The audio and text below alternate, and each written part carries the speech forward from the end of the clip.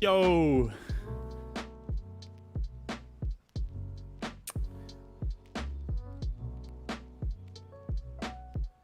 How are we doing, Swordfish? I'm doing very well, thank you. Thank you for asking. Thank you, thank you.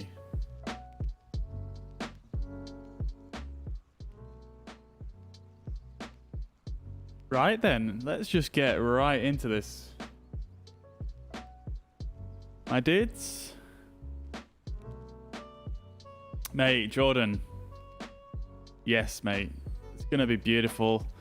Let's just bring this up real quick. So I've downloaded a it's called it's like a guided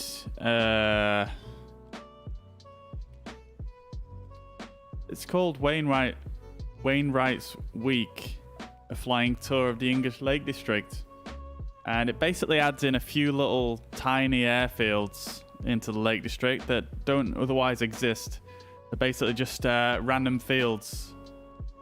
And they're putting a little airfield there. So, very cool indeed. And, hang on. I can bring it up. Green. There it is. Wainwright's Week. So we're going to be following in the footsteps of Alfred Wainwright. Don't know if you guys are aware about who he is or not, but basically he's very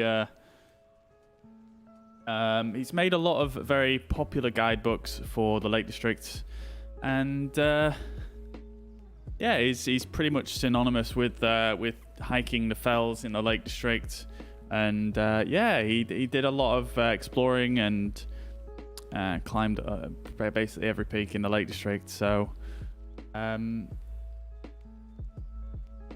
yeah, should be very, very cool. And yeah, so we're basically going to be following this little guide. Basically, it's just like a little itinerary, and yeah, it just takes you through the Lake District. I'm not going to show you guys all of this, but you get the idea. I'm going to read out some of the bits as we are on the way here. And yeah, so we're going to be doing that.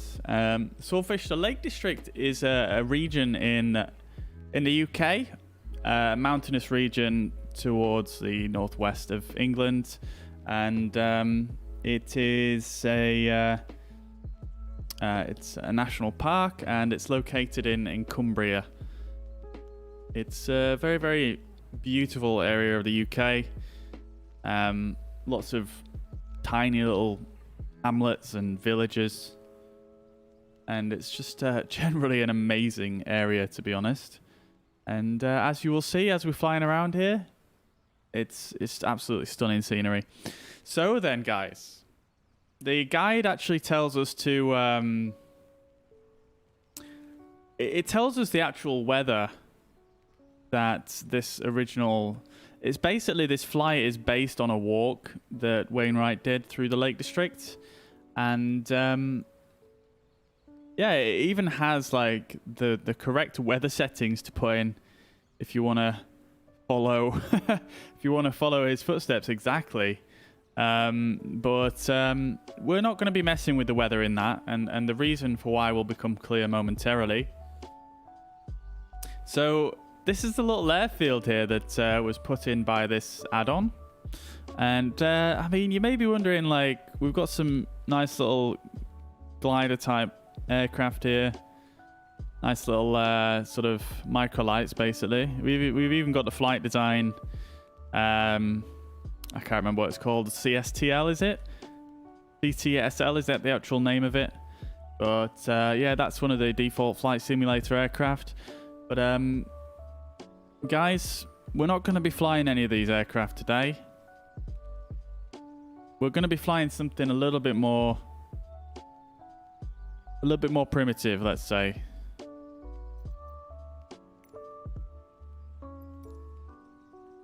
We are going to be flying this thing right here.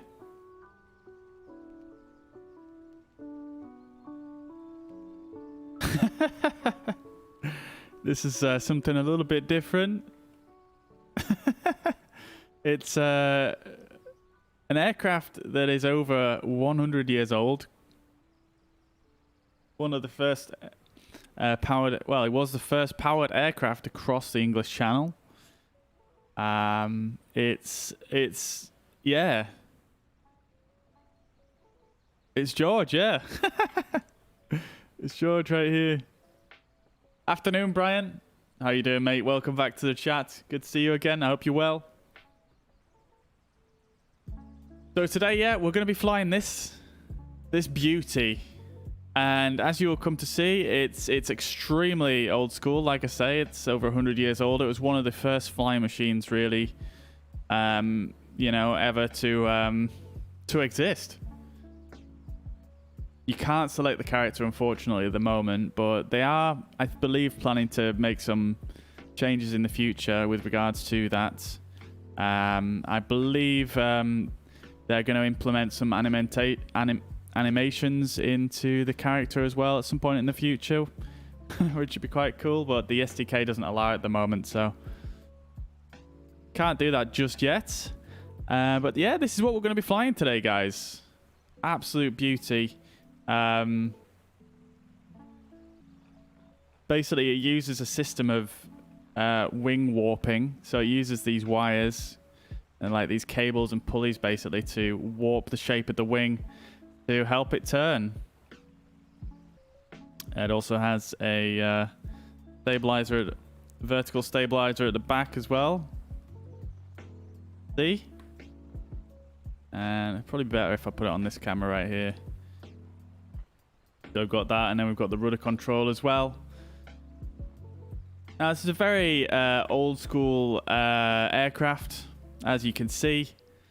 So even though it does have these flight controls, they're not that effective, guys. They're not that effective. It kind of does what it wants to a certain degree. And it's very easily affected by the wind, which is why we're not flying with typical Lake District weather here. I've set the preset to clear skies just because this thing, like I say, it's so light and it's kind of difficult to control. So we don't want to have any wind really. So yeah, it's gonna be interesting. And a lot of these airfields that we're gonna be landing at, they're kind of small as well, so it might prove quite difficult for us to land. But we will see. But it's going to be fun. It's going to be fun. It's a very slow aircraft, so I thought it would be perfect for just doing this tour around the Lake District. I've wanted to do this tour around the lakes for a long time now. I saw this quite some time ago, and yeah, I thought it'd just be the perfect fit for this aircraft. And a couple more things to bear in mind is this aircraft, it's got no ground steering in real life. No ground steering and no brakes either, so it's going to be interesting when we come into land for sure. Right. And yeah, I think that's everything I needed to get out. And let's have a go at getting this thing started. Sean, welcome back, mate. How are you doing? Welcome to the chat. Hope you're doing well, mate. Good to see you again. Okie dokie. So I am going to turn the music off just for now so we can hear some of the sounds that this thing has to make. And we'll jump on down below the aircraft. We want to set the wheel chocks first. So, but if you click on the wheels, it sets in place the chocks there, and obviously that'll just stop it from just flying, moving like out the way when we get the engine going. And so you need to turn off all these switches before you actually try and start it up. Yes, this is how it starts. This is how it should start, really, with everything off. So what we're going to do, first of all, these two switches, these are the fuel valves, basically, the fuel tank, fuel flow. So we're going to turn those both on, and then we're going to use this little pulley right here. And this is something really quite cool with this aircraft. So you have to pump it up, basically. But you'll notice as I pump it here, as the pressure starts to build up, it actually starts to get harder. Actually starts to get harder for me to press in, which is a nice little detail there. Absolutely love that. Very cool. And then we can increase this is the throttle here, so we'll increase that up to about 50%, and then this is a mixture controlled, sort of the air control, and we'll put that up to rich, and we can start the magneto. Come out to the front here of the aircraft and give it a quick spin. There she blows. There she blows. And I appreciate it's quite loud. So I'm going to just turn it down a bit.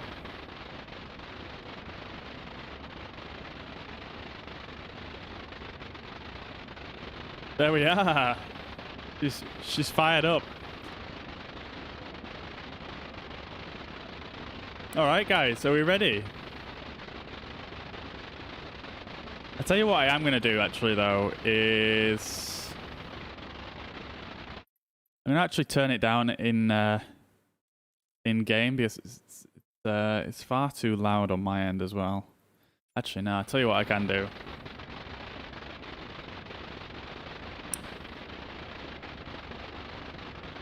What's the volume like for you guys? Is it loud? Is it okay? Because I realize this is extremely loud engine.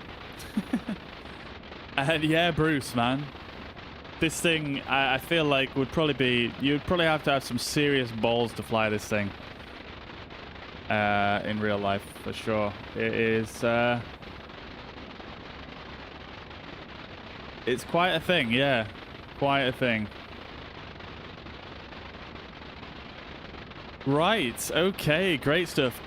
So, yeah, let's just have a quick look around before we get going. Yeah, so I set up a few custom views so we can have a nice browse at the plane as we're flying around.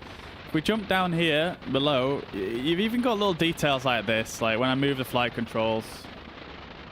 Like you can see all the wires moving, everything super detailed. And absolutely massive props to Wing 42 for doing a great job on this. So we're going to jump down to here and we're going to release the chocks, guys. And we're going to try and get going.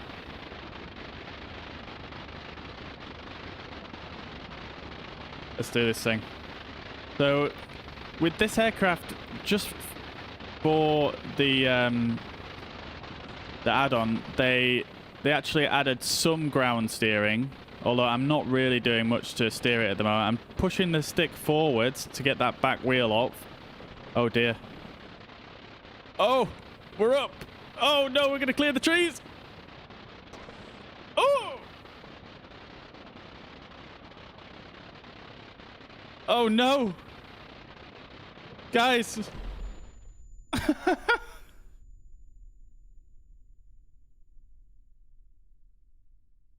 Okay. I did say it might be quite difficult with some of these little tiny airfields. All right, let's try that again. I think we need to aim further over there when we get going because we need a bit more space to get off the ground. It shouldn't take us a second here to get it restarted, though. One other thing that I would say as well is I was trying to say it as I was getting going there, but it just wasn't. Well, I wasn't able to get my words out. But basically, they did. Although in the real aircraft, you wouldn't be able to steer this thing on the ground. Normally, you would have people stood at the side here, kind of pushing you and turning you.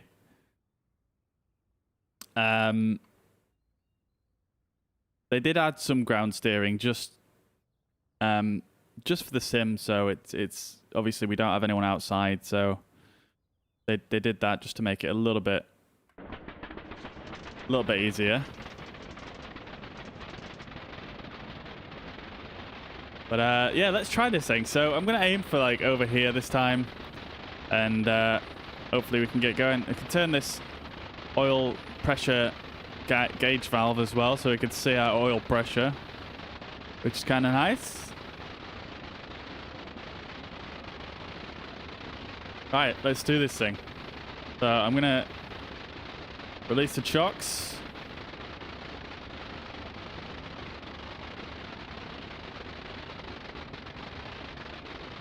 And I'm gonna put the front. Oh my god, it's so difficult.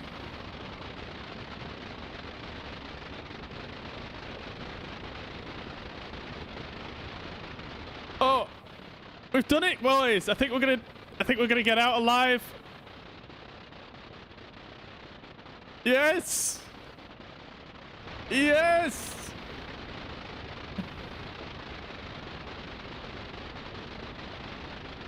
Oh my god, it's so difficult to control. You can see how much input I have to give if you look on the hand cam just to keep it straight.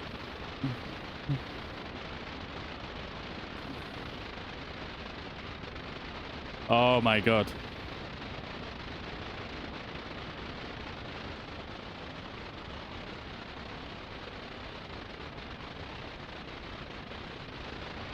Oh shit, I just took my eye off the prize for a second there. And yeah, holy crap. Yeah, it's quite difficult to manage this thing if you're on a different camera. But we're up in the air, guys. Let's go. So what I'm going to do here is I'm just going to do a little bit of a circle around here and just gain a little bit of altitude, and then we're going to head on our route here for the guided tour of the Lake District, guys. Super excited for this. But check this thing out. Woo! Like super sensitive on the elevator. It's crazy. And you can see as I turn to the right here, if you look on the hand cam right now, look at how much input you have to give to actually get to turn. Like, it's kind of wild. But if I turn my joystick towards the camera... Wait, has the hand cam stopped working? Or is it super lagged? Okay, it's lagging like crazy.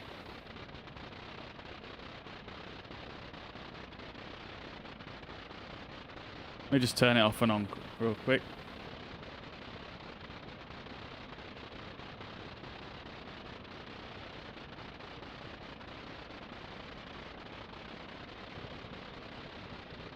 Yeah, it seems to be lagging like crazy. I'm not sure exactly why, but...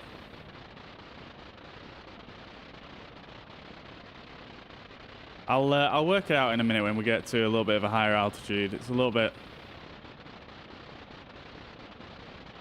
difficult to do right now.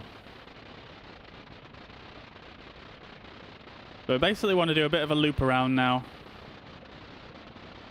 and gain a bit of altitude, and then we're going to head out north, kind of back where we came from.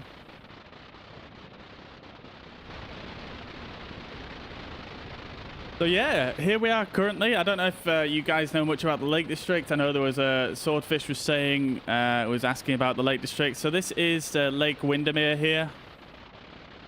This, I believe, if my facts serve me correctly, this is actually the largest lake in length, I believe, in the whole of the UK. Sorry, the whole of England, rather. And yeah, it's Windermere. It's a very popular spot for people to go on little short breaks, little holidays and whatnot. It's a super nice little place because it's quite easily accessible. It's on the edge of the Lake District. It's obviously super scenic. Very nice looking little place. This is Windermere Town Centre just down here. And as you can see, it's surrounded by beautiful mountains and gorgeous scenery. And yeah, it's just really, really nice little place. But yeah, Bruce, indeed, this thing is certainly a death trap. It is, it is extremely, extremely, I don't know. It's just very, very difficult to work with.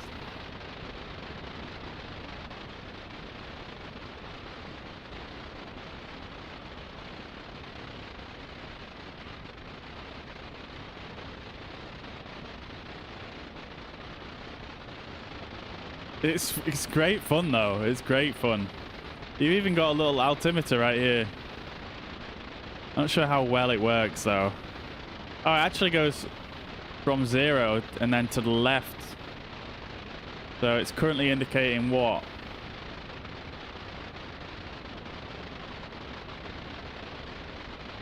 $500 meters, 500 feet. Is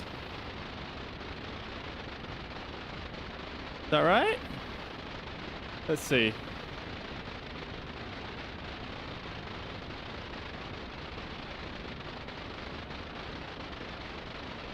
Yeah, it's in hundreds of meters.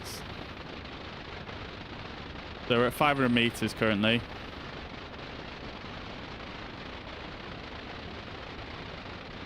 Let's head on back north where we came from, and we'll start heading.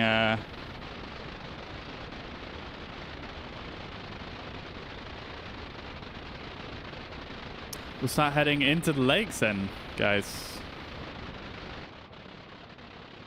Let's see if we can spot the airfield from where we took off. I'm not sure exactly where it was. It wasn't down here, was it?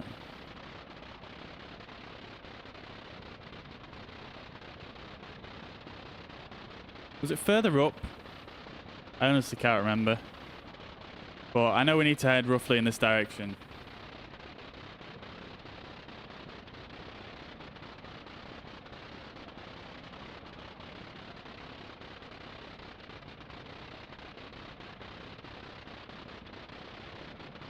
Look at that speed, guys. Look at that speed.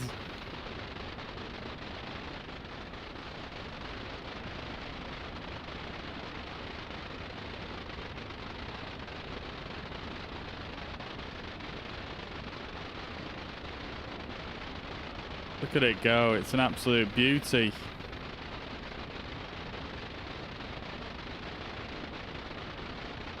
Why does that keep going up?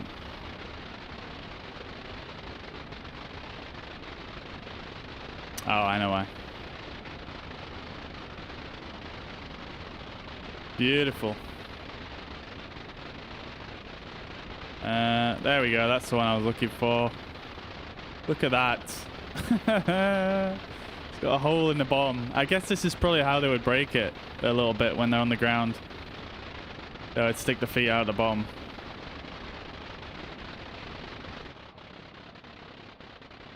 Right, just trying to spot where we took off from.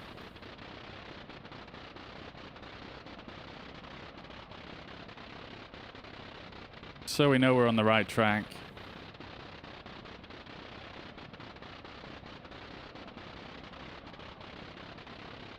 Oh, I feel like it was down here, wasn't it? Somewhere, maybe?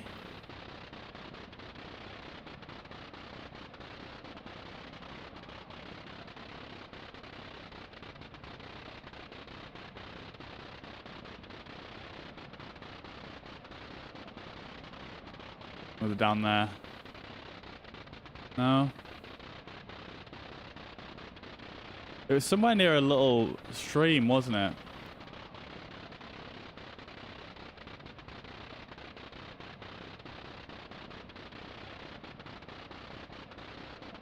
Anyway, I don't think we necessarily need to find that. We can just carry on.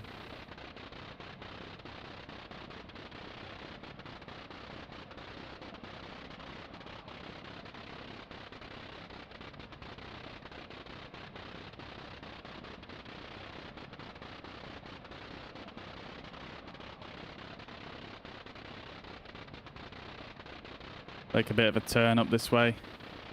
I believe this is where we need to go.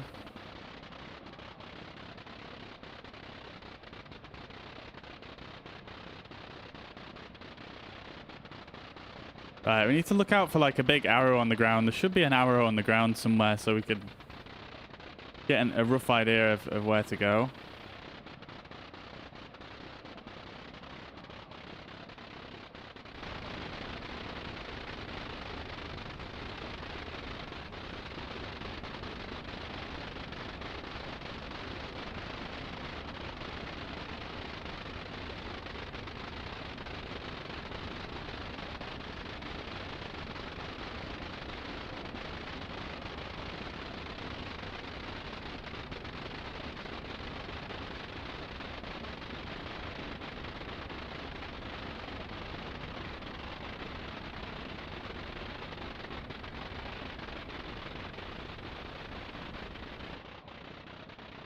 Right, so we're looking for a reservoir. I mean, there's a lot of bodies of water around here, to be honest.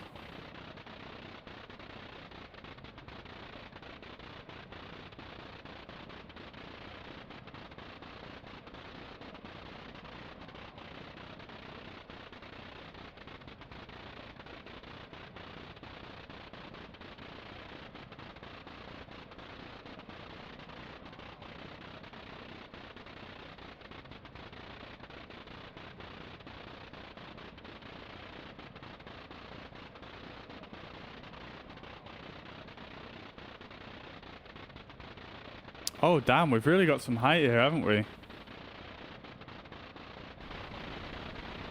What are we up to? Nearly 900 meters. Absolutely smashing it, guys. So I'm kind of trying to look for this big blue arrow that it says that we should be able to see. But I'm not seeing it, so I'm going to have to... Maybe this is where we're aiming for?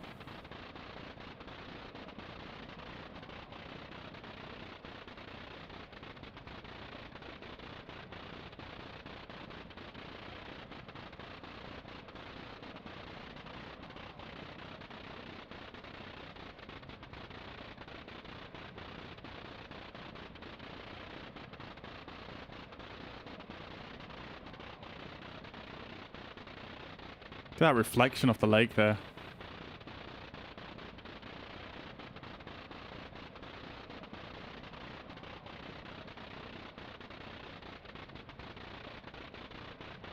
Right, I think I'm gonna have to cheat a bit here. Just see.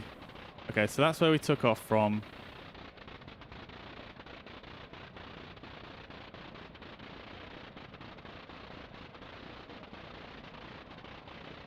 I'm not turning here, it's just turning on its own. And it looks like we need to be kind of heading in this direction, I believe.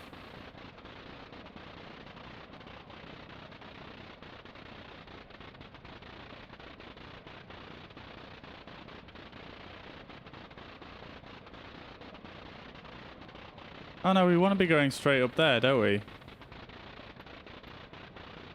This is the last stop right here.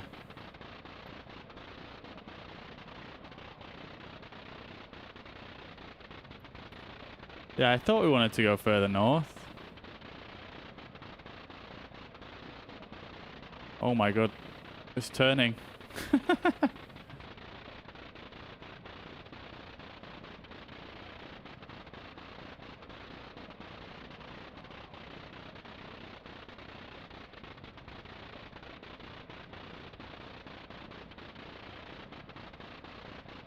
The sound of this engine is just amazing. It sounds so ridiculous.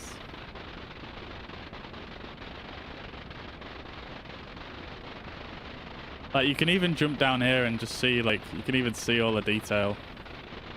Like, how cool is that?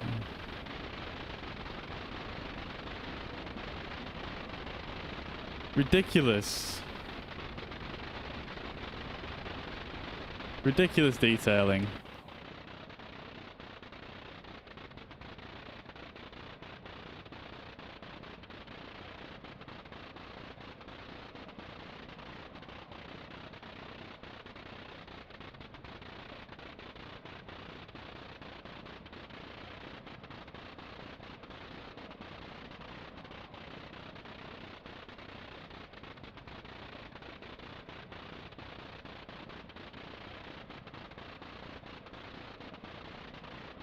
Okie dokie. So I think it's potentially this road we need to follow up, which goes up to the reservoir. Potentially.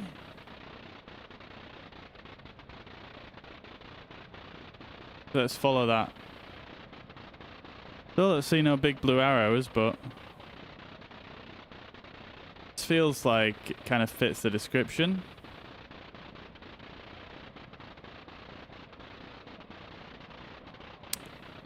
Yeah, man, it does. It is stunning, isn't it? Swordfish, such a nice looking area.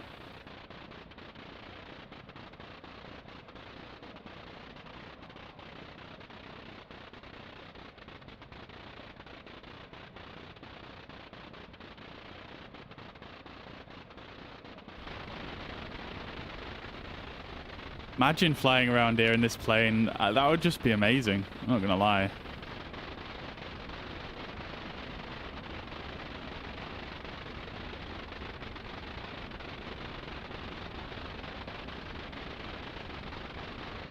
Like, I mean, yeah, it doesn't look particularly safe, but I personally, this just looks like such an experience. And even just doing it on Flight Sim right here is just pretty incredible, to be honest with you.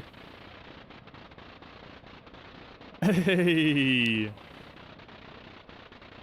Now then, we've got Wing42 in the chat on Facebook. Wing42 is the developer of this aircraft. Absolutely amazing. Thank you very much for joining us today, Wing42. Thank you, thank you. We are currently just touring some of the English Lake districts in this thing, following in some of Alfred Wainwright's footsteps. But yeah, Swordfish, man. George is absolutely loving his life right now.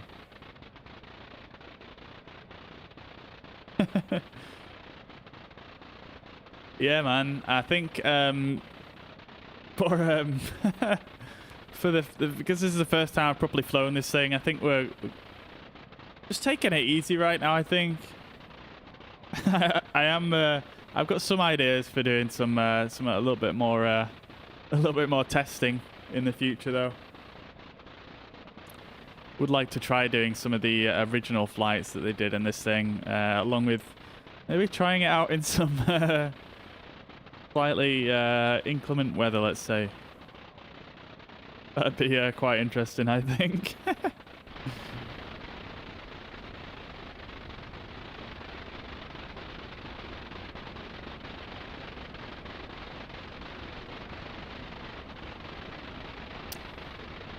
That's very true. There is definitely no easy right here.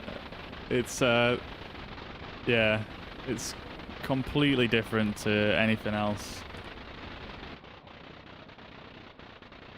Here we are. This is the reservoir we were looking for right here. This little diddler, I think.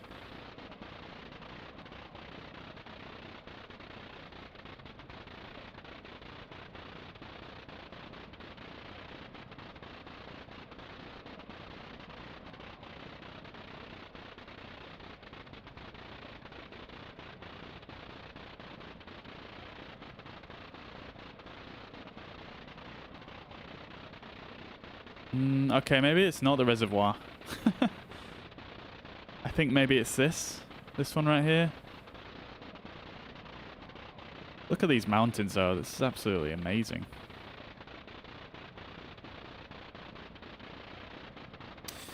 But yeah, Wing42. Yeah, we this is like a little sort of guided tour of the Lake District where they've added in a few little tiny airstrips that don't normally exist. They're kind of fictional airstrips. So it's going to be quite a challenge, I think, to land at some of these spots. There's not going to be too much room. But yeah, Swordfish, of course, it does indeed use fuel.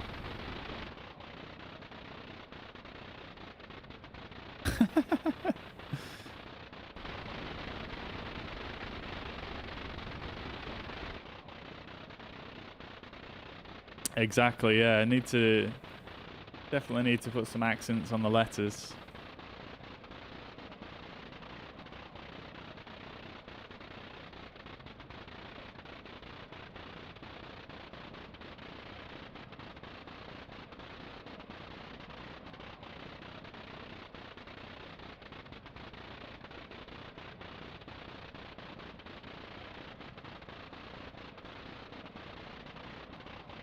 Very true, very true.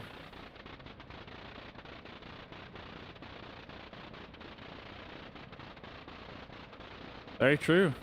I suppose it is quite realistic then. Yeah, nice. Look at these ridge lines here though. This looks absolutely stunning. I'm so glad we did this. I'm still not entirely sure we're on the right track, but we're there or thereabouts, and I suppose that's all that really matters. As long as we don't run out of fuel.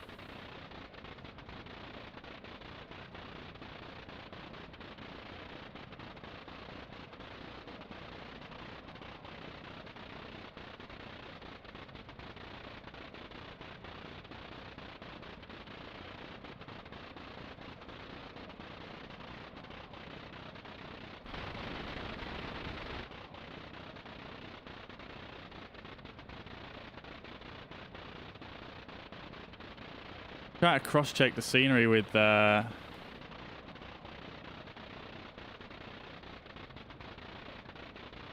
maps that I've got here.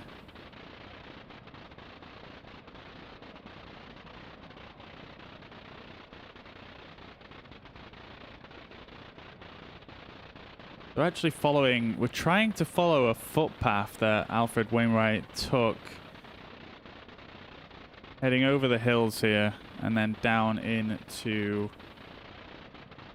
Patterdale, which I believe is actually down here. So I think we're basically on the right track. I think the path that he actually took is along this ridge right here, and then down past this little tarn here, and then down into the valley.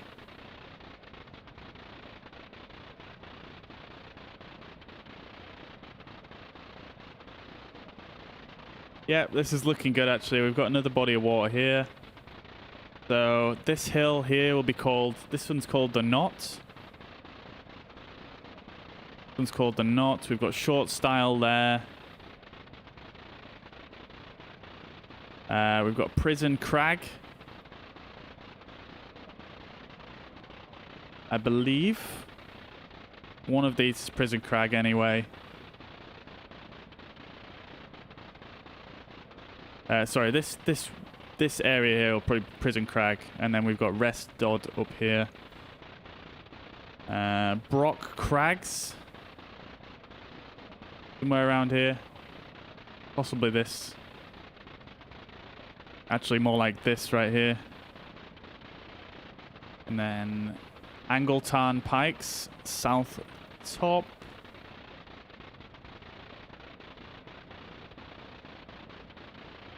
Couple of little tiny villages down here.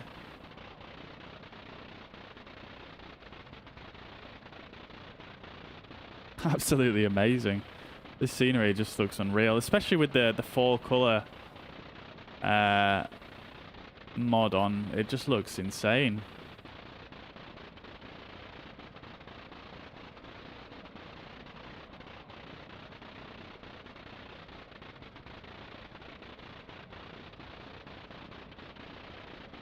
It looks super nice, doesn't it? Okie dokie, Jordan. I will catch you in a bit. Take it easy, man. Tell you what I need to do is I do need to just turn a light on. I'll just be one moment. It's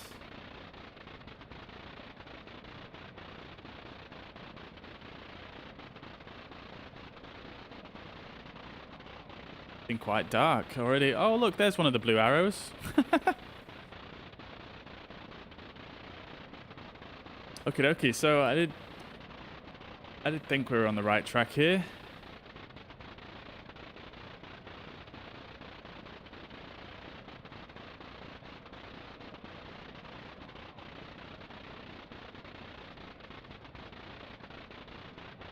So the road we're supposed to be following is, I suppose it's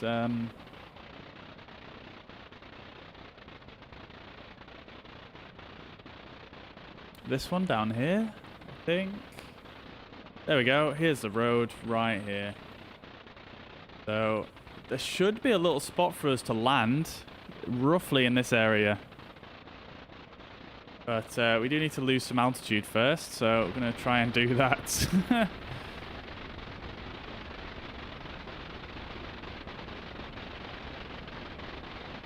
Right, let's try do this thing. So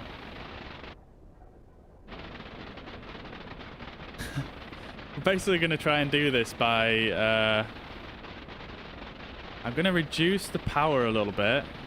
Well, the power's pretty much all the way back there. Maybe reduce some of the mixture a touch. Maybe not that much actually. And then, yeah, essentially we're just going to toggle the magneto on and off to try and get down here.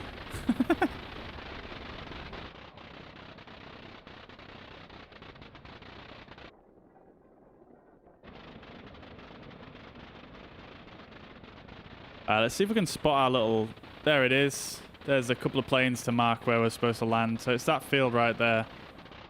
So, what are we saying, guys? Do we reckon we can land in that field?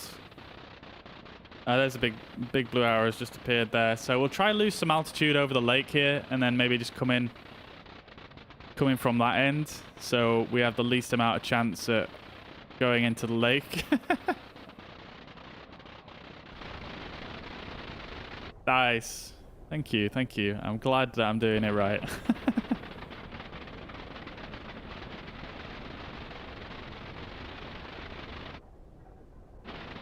Let's see, are we losing altitude here?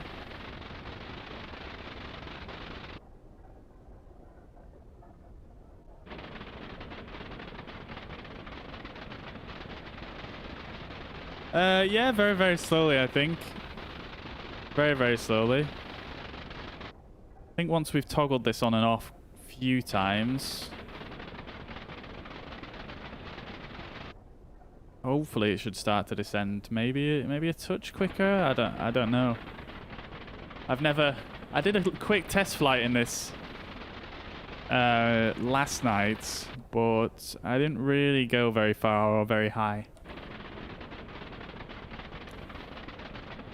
I'm also afraid at like how long you want to turn the magneto off. Like, I'm not sure how long I can turn it off without stalling the engine. Listen to the engine sound and try and keep it a steady tuk tuk tuk tuk tuk tuk tuk. Nice. I like that description. Okay. That's actually a very useful way of describing it.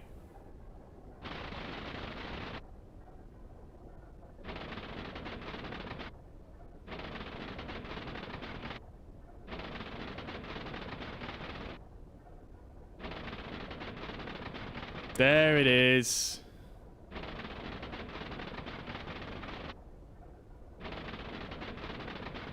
I think that's about right.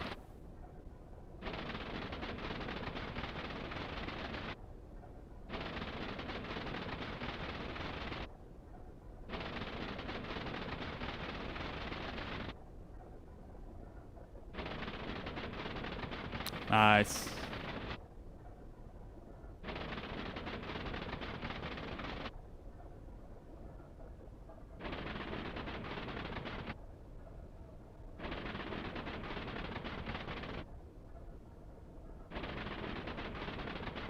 Oh yeah, we're definitely losing altitude now.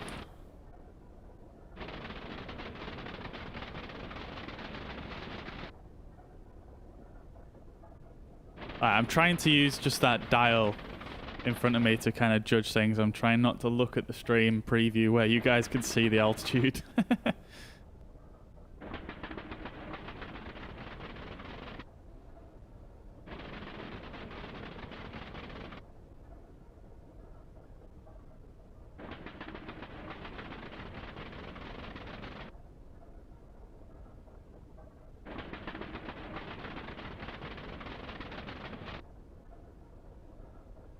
Beautiful.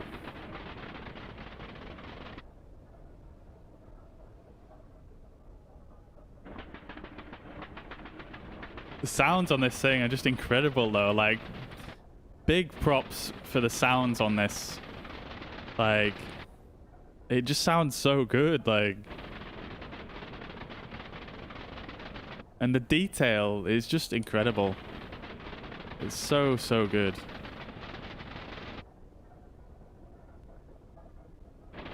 Like, the detail and the textures and the little oil gauge valve is... Little oil gauge is just incredible. So nicely done. I remember when I first saw this, a few pictures of this aircraft, and I mean, I know there's been a lot of sort of military aircraft and things announced for Microsoft Flight Simulator and airliners and stuff. And yeah, this is one that oh no. Oh no.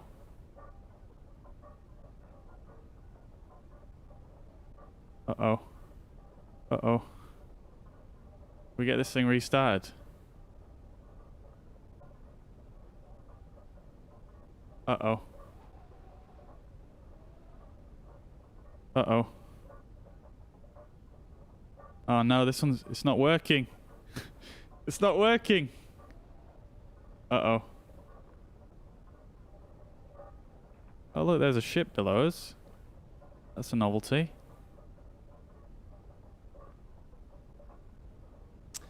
Still not quite low enough.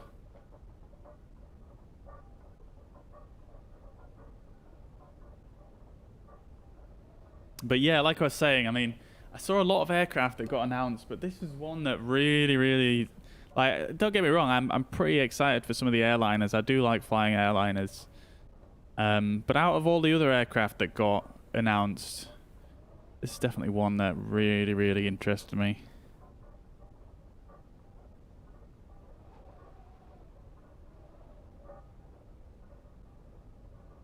Oh no, we've got a problem, guys. I don't think there's no way of getting this thing restarted once it's stopped in flight, right?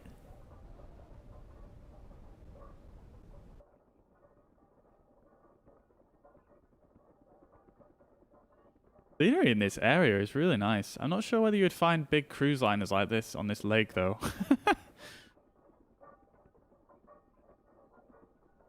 That's a bit of a strange inclusion, but... Other than that, this area is just immensely beautiful looking. Nope, I didn't think so either. Right, we've lost a lot of altitude anyway. Hopefully we won't need the engine again. I'm gonna do... I think maybe if I do a little bit of a loop around here, like maybe like a... Yeah, if I just do a bit of a wide loop around here, and then we can kind of come down for a landing. It looks like we're going to be landing... Oh, God. Looks a bit bumpy, that field, doesn't it? It looks uphill, though, which is good.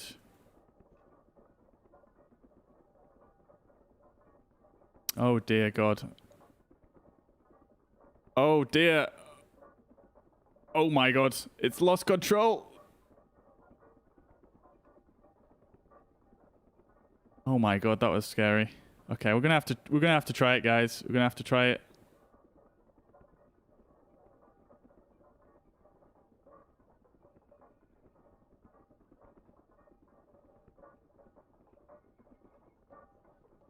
Oh God.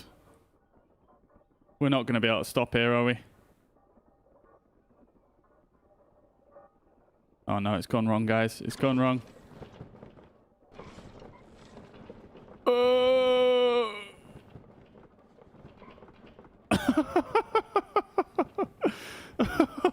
No, please, not into the water. No. Oh, we've done it, guys. I'm going to take that. I'm going to take that as a successful landing.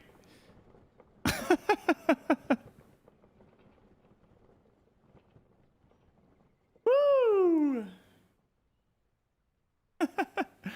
Oh my God, we definitely would have caused some serious damage there going through those trees, but other than that, hey, Thank God those trees are actually ghost trees, and we went right through them. At least we didn't go into that wall, eh? At least we didn't go into the wall. I feel like even if we had the engine there, I think that field is probably going to be too small to stop in, to be honest, regardless. I don't know. But there we go. We've done it, guys. We've done it. Now, the question is, let's see. Where do we take off for our next leg here? Let's go on to slew mode. Horse. That's really the only way we can kind of move this thing around. And in fairness, obviously in a real aircraft, you would have someone to move you around, like push you around, so this is fine. Look at this view though. This airfield, like what a spot. Say airfield.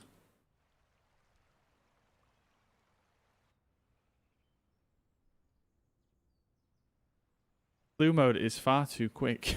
I just wanted to stop by these aircraft. Here we go.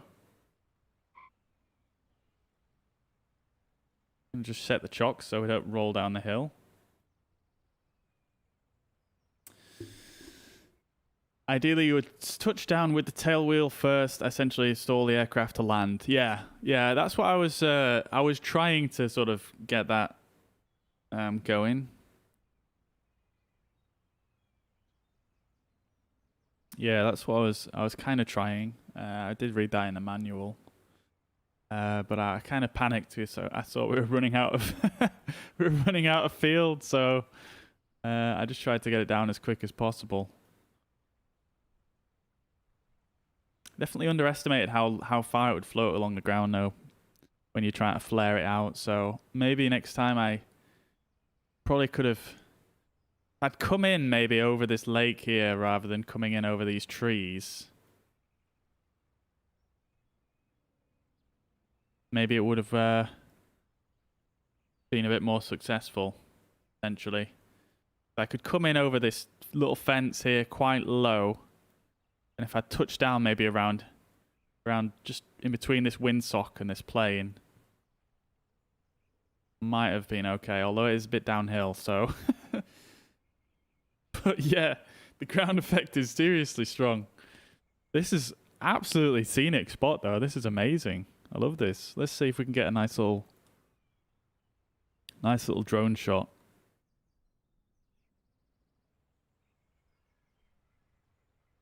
Even got some people on the ground down there. Oh, right. They're all clones of each other.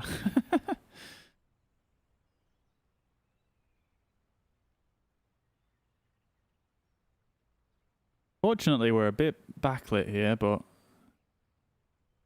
we can make it work. We can make it work.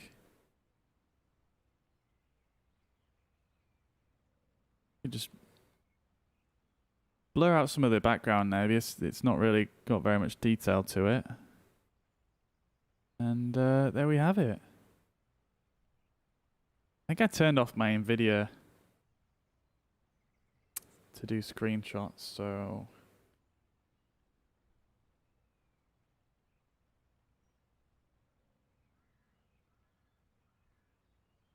I need to use the snipping tool. There it is. That's a nice shot right there. Beautiful. Let's see, what else can we do with this? I love the colors of those trees over there. Let's see.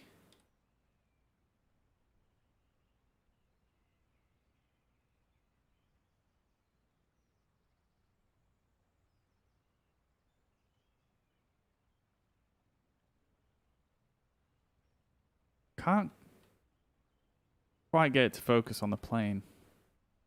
Zoom out a tiny bit because I feel like sometimes when you're at full zoom on this drone cam, the Depth of field is so shallow, it just makes it almost impossible. There we go. That's quite decent. Let me just save this other one.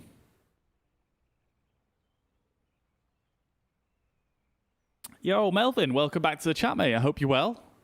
Good to see you again. I haven't really flown with anyone else, to be honest. But I'm more than open to it. You know, it's not something that I'm opposed to. But it's just not something that's really really come up so far, to be honest. I don't really have any friends that play this sim. So, yeah, it's just not really come up. But I'm more than open to it. I mean, you know, I was going to say, you know, I'll open this flight up to multiplayer, but I suppose I could do, actually. I was just thinking you might have to have the scenery pack to fully enjoy it, but I suppose you could still fly along. But it's just a case of finding where I am. How do you do that? I mean, I don't have much experience on multiplayer. I suppose maybe if you added me as a friend, if someone added me as a friend, then they could join in. They could...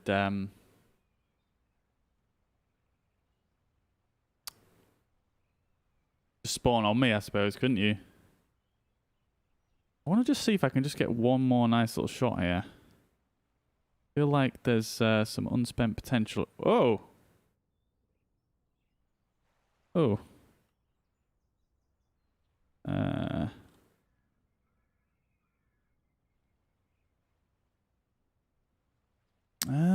It's so hard to get it in the right spot with the slew camera because it's so sensitive. I need to I think I need to plug in an Xbox pad to really get the slew camera working properly. I've completely lost where we were. Oh yeah.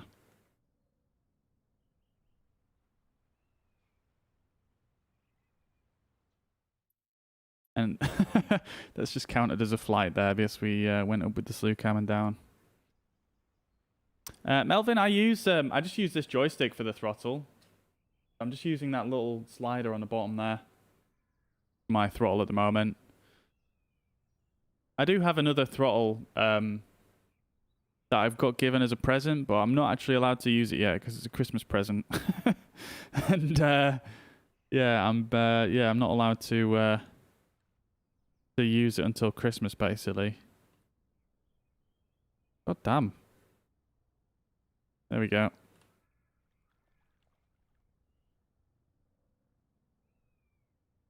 Tell you what, I'm just going to plug in my controller.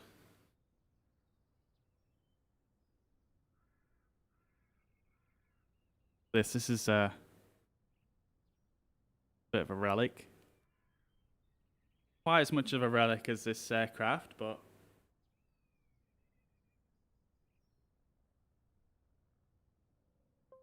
quite old. An old Xbox 360 pad. Oh my god, that's so much better.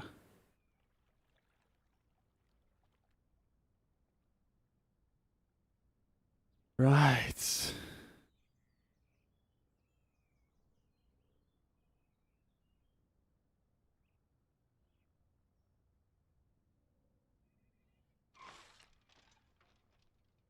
There it is.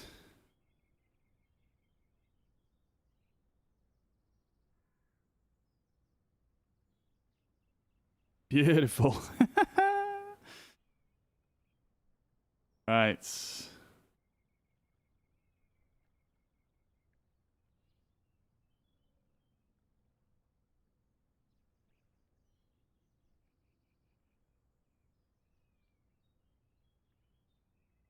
I won't be too long mucking around here, guys, but as you guys know, I am a photographer, so I tend to get a bit carried away with this sort of stuff.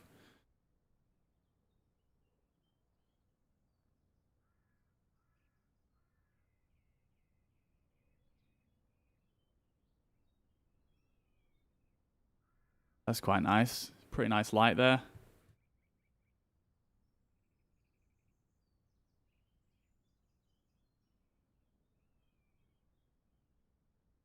I'm going to do that one. Oops.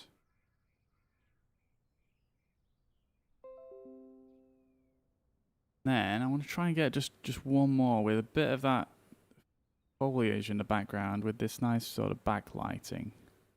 Oh yeah, look at that right there. Woo!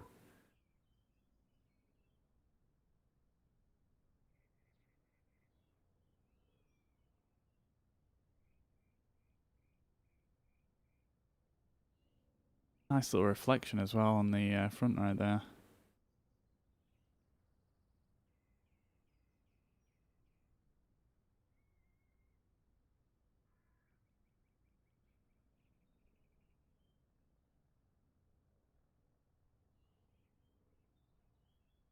We want to go a bit higher, get these front trees in as well, and just add that depth in.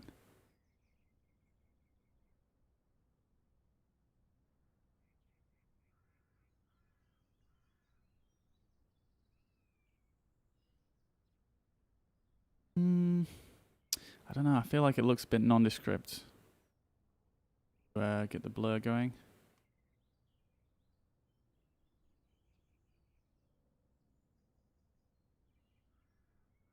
If we include, go a bit lower, tiny bit wider. We include in some of this bottom part of the plane as well. The tail.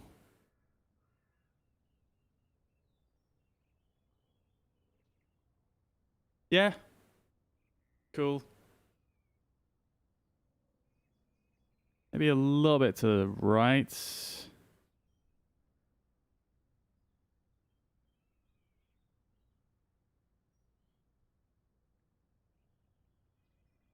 I'm gonna... Oops, I've just moved it. There it is. Beautiful.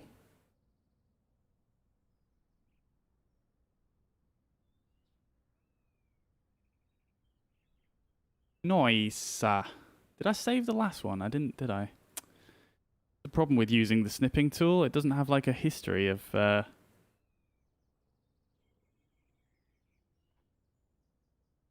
a history.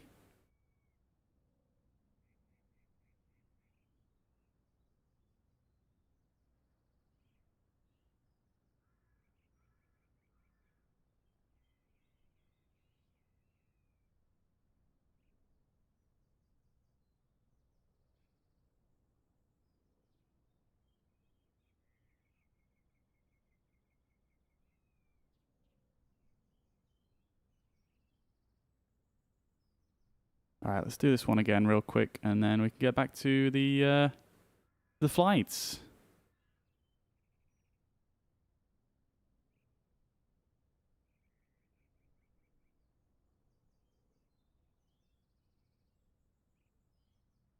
I think that was just about right, wasn't it?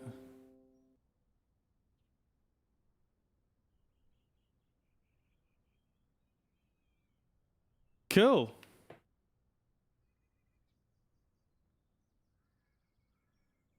Okie dokie then, folks. So we're probably going to need to slew ourselves over to another spot just to get a bit of distance to take off. I think ideally we want to go towards the lake, I think. I think that'd be ideal. So let's slew ourselves over this way.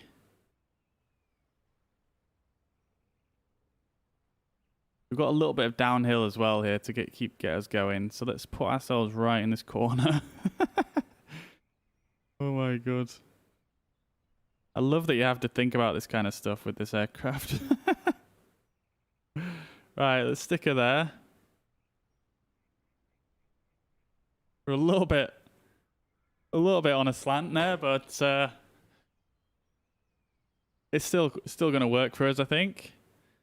Jump back into the cockpit here, and just going to turn everything off just for to be prudent here. And yeah, so we'll put our throttle to about 50% here. Mixture can stay at 100. We'll turn on the fuel pumps. or the fuel valve, should I say. This is the fuel pump right here, this manual. And I absolutely love the fact that this, like, the pressure building up is actually simulated. That is so cool. Little details like that. I just absolutely love stuff like that. Turn on the magneto, jump outside here, and are the chocks on? Yes, they are.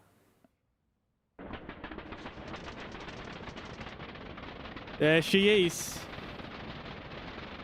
There she is. And like, look at this on the front as well. Like, look at all the detail of like how it's all like fixed together.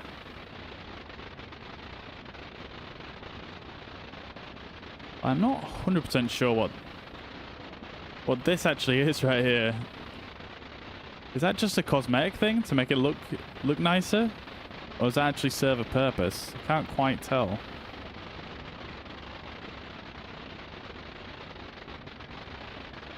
Look at the propeller from this angle. That's interesting.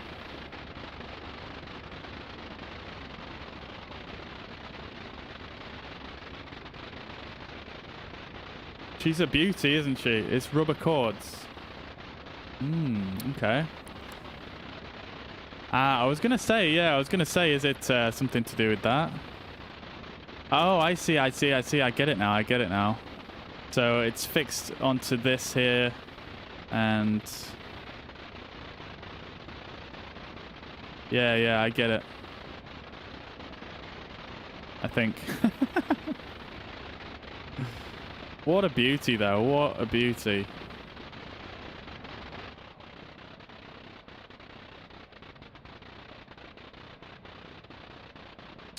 Right then, guys. Let's see if we can pull this takeoff. So what we're going to need to do is we actually need to go off. I'm going to check my map, actually, before we go. There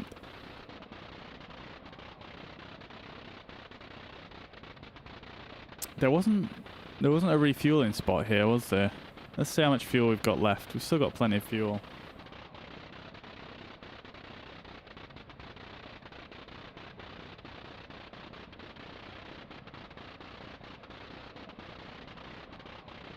Okay, so our next step on the tour here is it's about 16 miles. It'll only take us about 20 minutes, but when this was walked by Alfred Wainwright, it would take them 6 to 8 hours.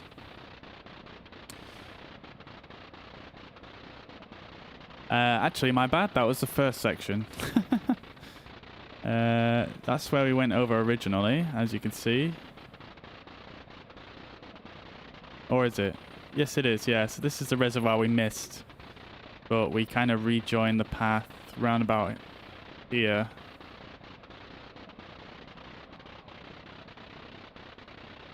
I think it was about here where we rejoined the path. And let's go down this way.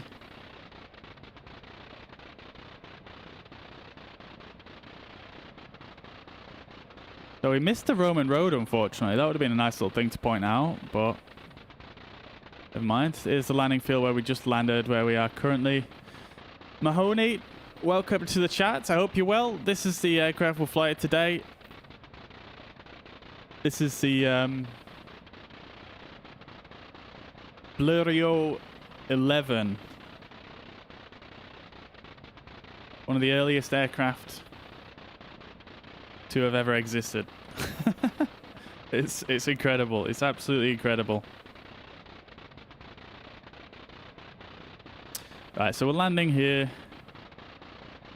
No, this is out now. It's a payware add-on that you can get. I'll link the website to the developer.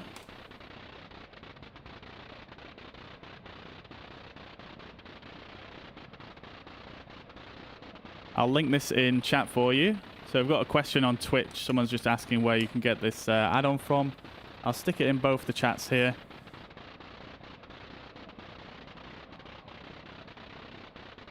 So there we go. Definitely check it out. It's only actually...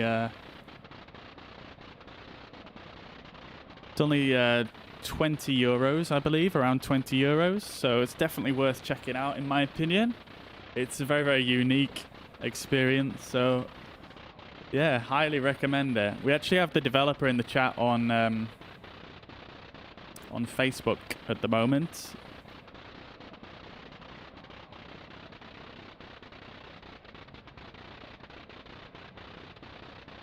Right, so just let me get an idea of where we're going next. So this is our landing spot right here.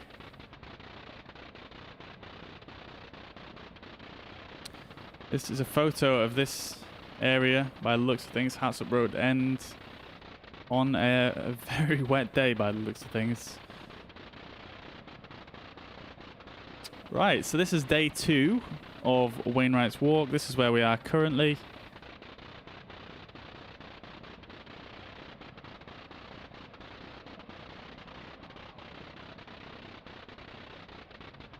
I'm not going to read through all of this with you guys, but I just want to find the map so that I know where we're going. Okay, so we're going up to the west, and we're basically just going to follow this very high ridge line all the way around. This is a walk and a half, man. It would be insanely long to do this. Let's see where it says. Need to get up to 3,000 feet very quickly. Oh god, that's not something you want to read in this aircraft.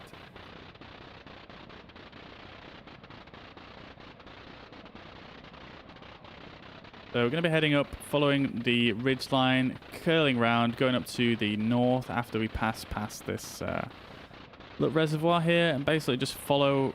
We can follow this main path here, and then down,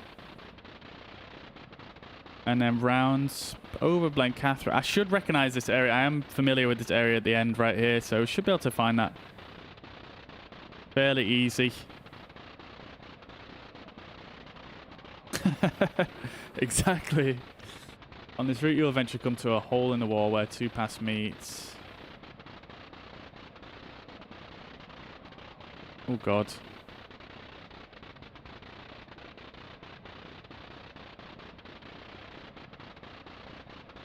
Riding Edge, absolutely legendary walk in the Lake District.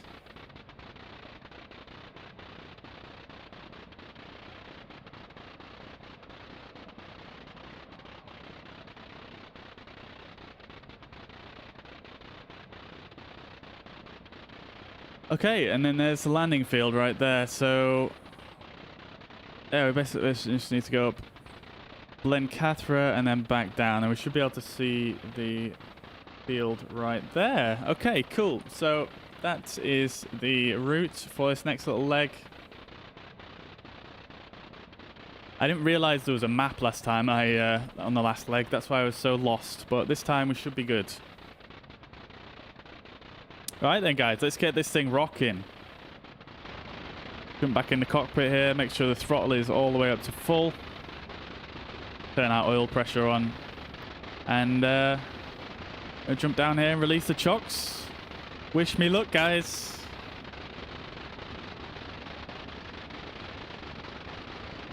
Here we go. Oh, God. Oh, God. This is a problem. Oof. Oof. Oh, that hill's beautiful. Oh, no. We're up in the air. Can we clear the trees? Oh, no. Oh. Oh. Oh. Oh, he's just done it. He's done it. Oh. Oh. Oh, my God. This thing is... Oh, my God. It's literally... Oh my god, I can't stop it. I can't stop it from turning to the left. There it is. Woo! Oh, oh no, it's descending again. Oh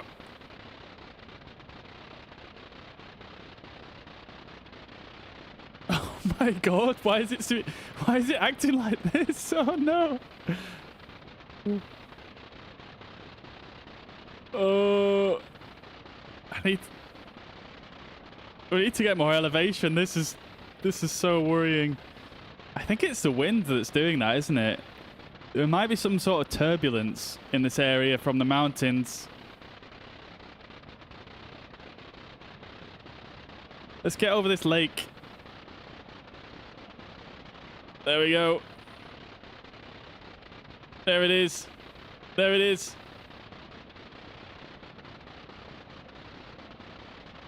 I can't even keep it in a straight line at the moment. Right, there we go, there we go, there we go. Yeah, I suppose we didn't have much room to get the ground effect to speed us up, did we? All right, let's try gain a bit of speed here.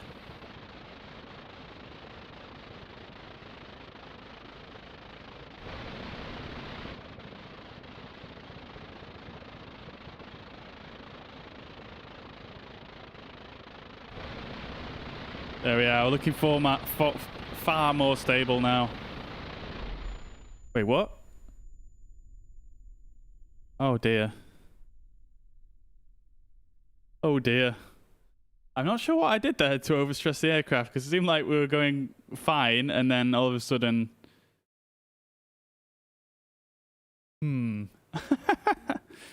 What is the max speed, Swordfish? Max speed is about 50 miles per hour, I think.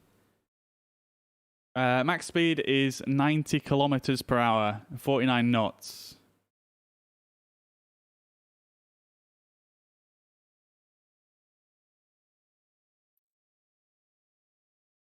Right, let's restart.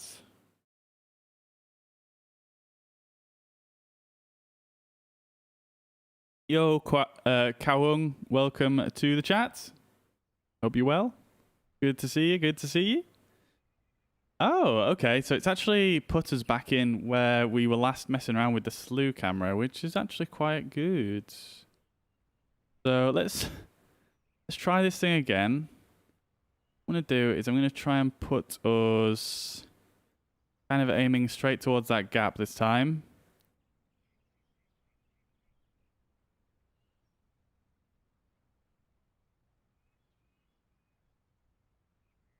Let's try it again.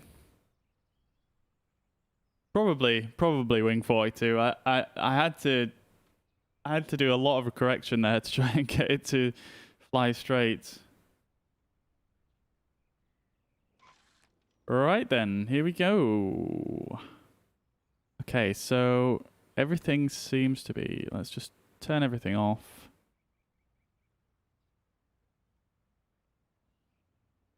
Put the mixture up to full.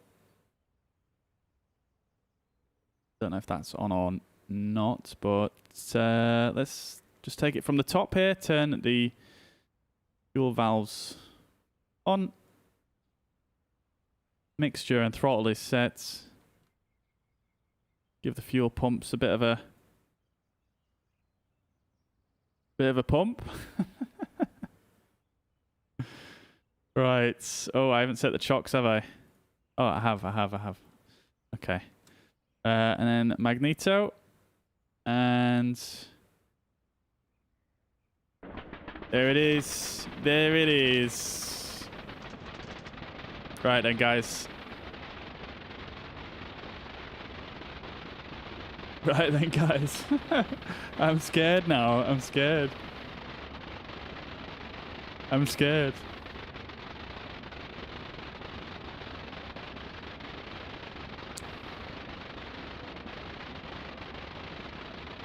Right, let's do this.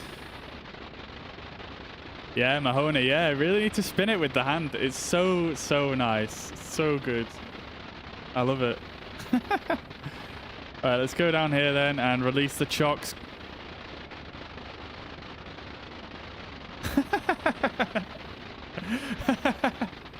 Thanks, Wing 42. I suppose it's a realistic experience if you're genuinely scared when you're taking off in this thing.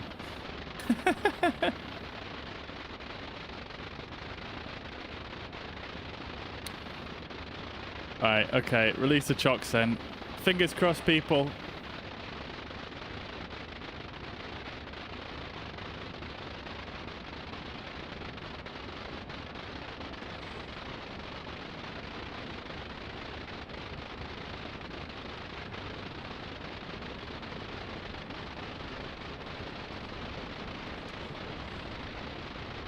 Guys, we have done it.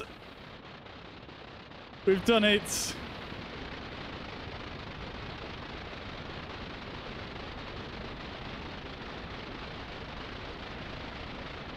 That was a beautiful takeoff. I'm not gonna lie. That felt nice.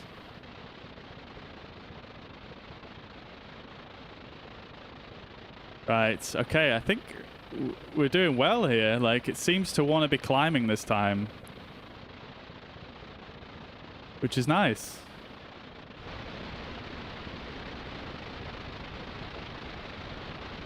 Real Blériot pilots are scared of flying this thing. Yeah, I'm not surprised. I'm not surprised. I'm glad that it's I bet that feels good as a developer to know that it's actually delivering an extremely realistic experience for the pilots who are trying to fly it.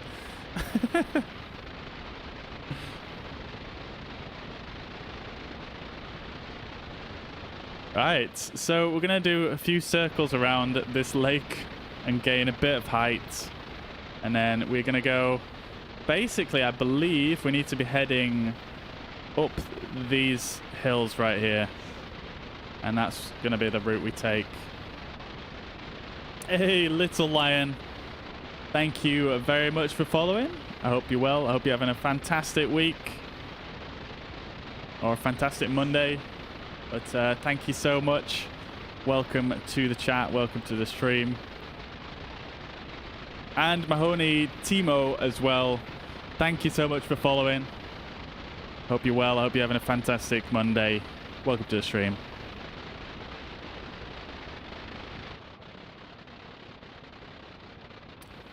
So Timo on Twitch says, I hope someone will create the first plane from the Wright brothers, the Wright Flyer.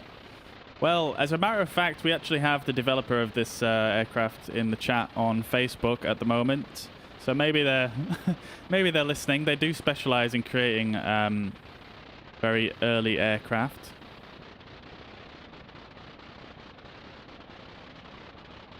Wing 42. No, I haven't tried out the RIP edition yet. Not just yet. Maybe we'll try it out on the next leg, or at least one of the other versions. Because, yeah, I think that might be what we do. Actually, I want to give that a go. Maybe we'll try for the next leg. We'll try the Anzani edition, and then we'll try the Anzani RIP one for the leg after that.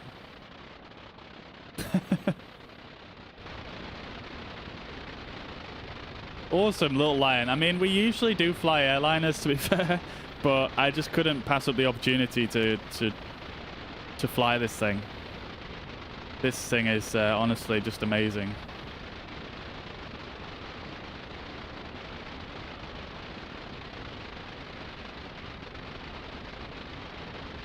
Oh, Wing 42 says, Timo, they're not... they don't like the idea too much of making the Wright Flyer.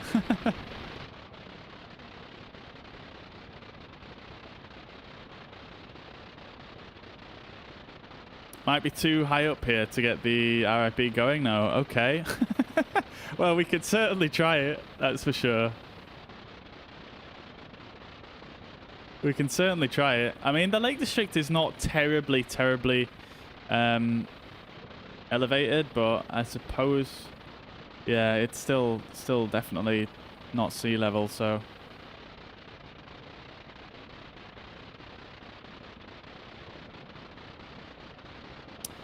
Yeah, let's, I mean, we can give it a try for sure. We've already crashed a few times. I have no dignity to be preserving, considering all the crashes we've already had.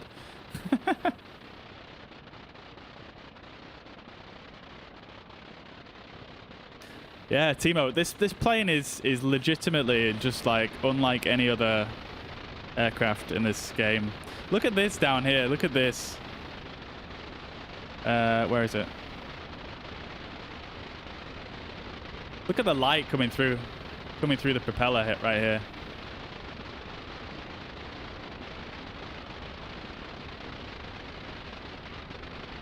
That is very, very cool.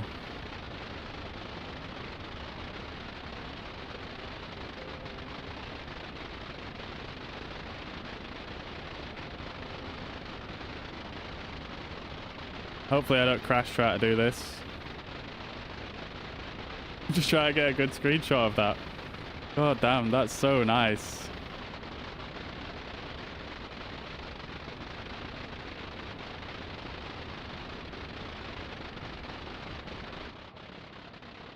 Yeah, I like your logic there, actually, Wing 42. I like your logic. So on Wing 42 sort of saying the right aircraft, it just seems... I'll just copy and paste it, in fact, into the Twitch chat.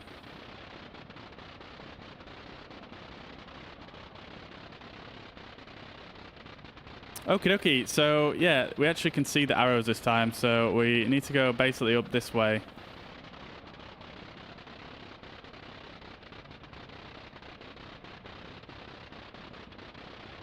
Up this way and basically follow this around to the left, I believe, and then up over this side and back around that way.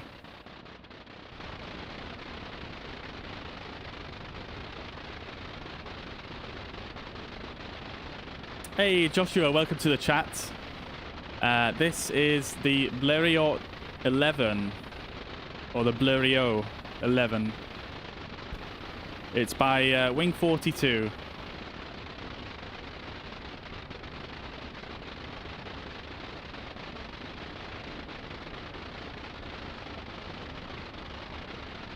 Absolutely beautiful plane. It's absolutely unreal to fly. Hey, Scoobs, welcome to the stream, brother. Hope you're well, mate. Thank you very much for liking the stream.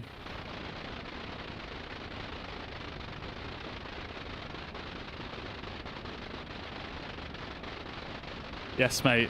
Absolutely love this thing.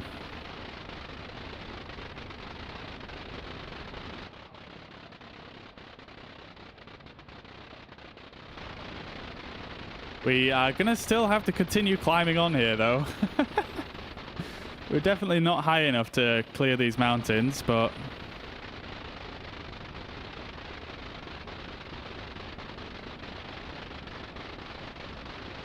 we should be good, I think.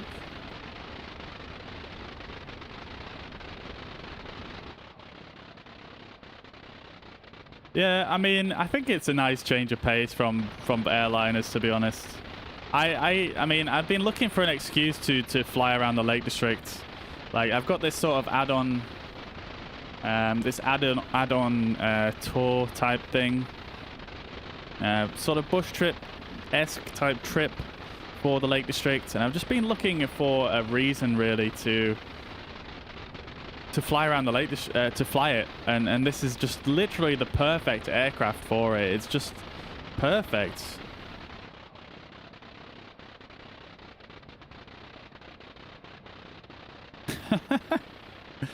Yes, it's definitely time to convert them. 100%.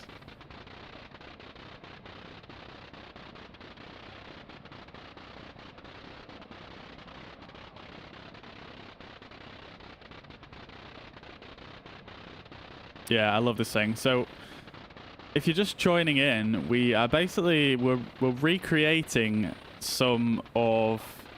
We're not recreating. We're following in the footsteps of Alfred Wainwright, a famous guidebook writer for the Lake District.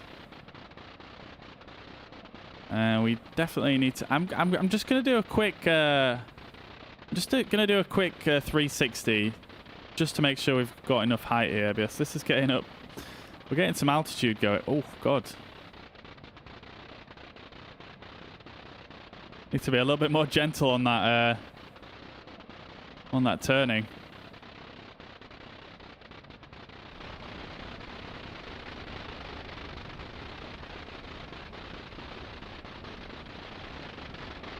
Look at that.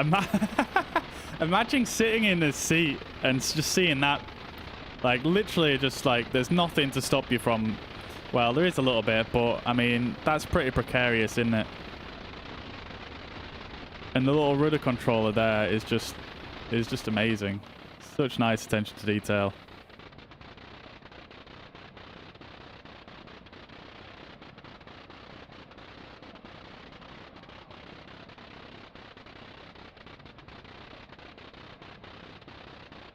I always looking for new planes. I have some converted planes which are really nice working: F-14, F-15, F-16, Eurofighter, Warthog, Globemaster, but only working in arcade.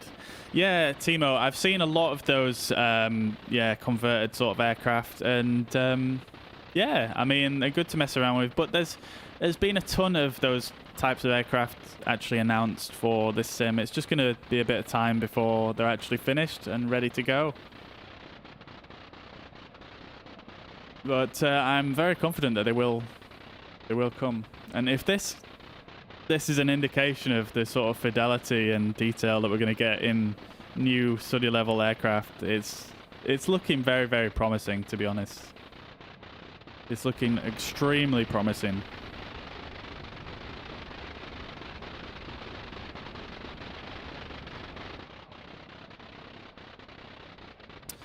Right, so the walk that Alfred Wainwright took is basically, it'll be this path right here that you can see. This is the path that he took, and we're just going to follow that around here.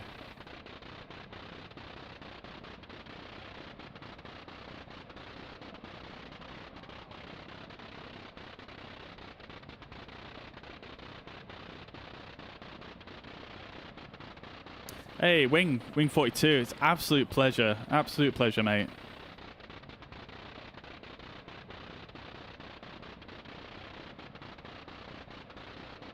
Yeah, I mean, you know, what I would say is just thank you for making such an amazing aircraft. I'm looking forward to seeing what you're going to do in the future with this sim.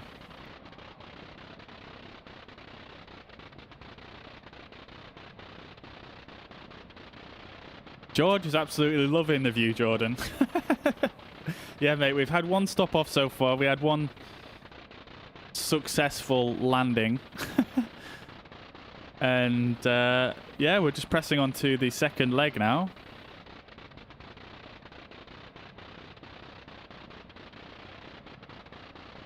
Looking very, very cool. Oh, look, there's a blue arrow here to even tell us where to go. I kind of wish the blue arrows weren't that regular. Look at this, right on the summit of a mountain. We could maybe even land here. We're kind of not even that high up right now. No, actually, that's a bad idea. We're just going to roll down the hill, aren't we?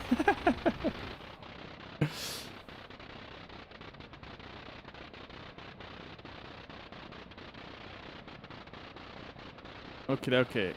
So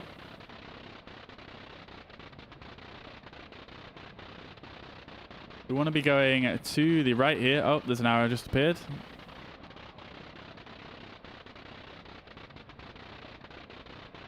Basically following this path down this way. It's amazing how clear the paths are on this satellite imagery.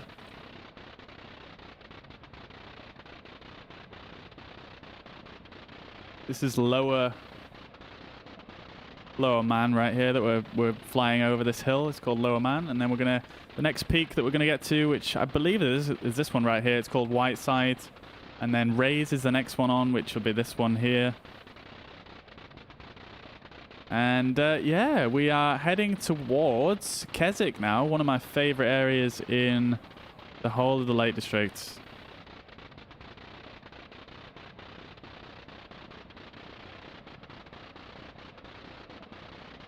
Hey, Jordan, it's absolutely stunning flight, this. It's just unreal. I want to take, like, this would be quite a good screenshot here, but I can't really let go of this thing for too long, otherwise it just it just does its own thing. I'm just going to pause the sim so I can respond to people here. So next up is the rebuild of Lockheed Vega for Microsoft Flight Simulator. She's coming along nicely. I posted some videos, some pictures on the social media. Yes, I did see that. Yeah, I saw that on your website actually yesterday when I was checking that out, and yeah, that looks really cool. Yeah, looking forward to seeing that for sure. Again, that's probably something that I will check out for sure. Like I say, a lot of the sort of military aircraft and stuff like that, not overly interested in, but more old school stuff and it's something that's a bit unique. Yeah, definitely more inclined to have a look at stuff like that. And yeah, the scenery is absolutely amazing. It's mostly default. The only thing that is different is the trees. So I installed a mod that basically just changes the color of the trees to, you know, more like sort of autumnal colors, basically. That's it.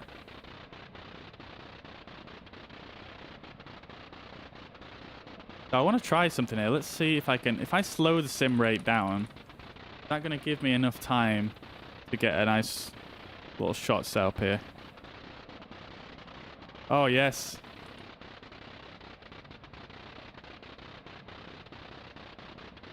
There we go. There it is.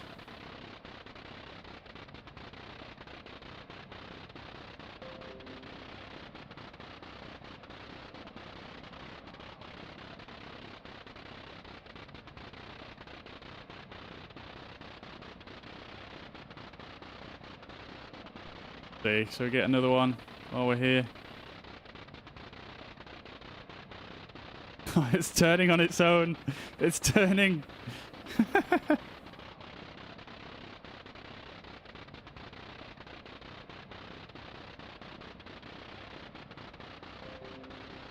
Oh no. Snipping tool. It has no history, does it? It's ruined my first shot. My first shot I like more. No. Oh no, that's a shame. Actually, wait. Let me just see if I can recover this, guys, because that was a nice shot. If I go Windows and V, is it going to be there?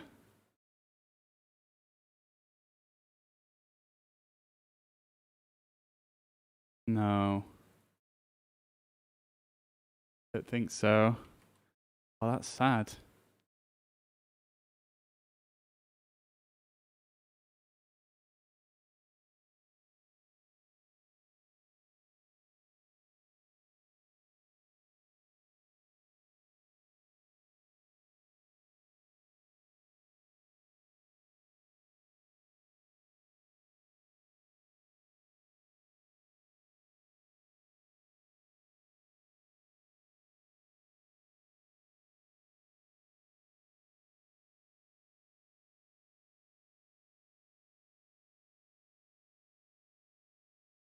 Sorry, guys. I'll just be 1 second.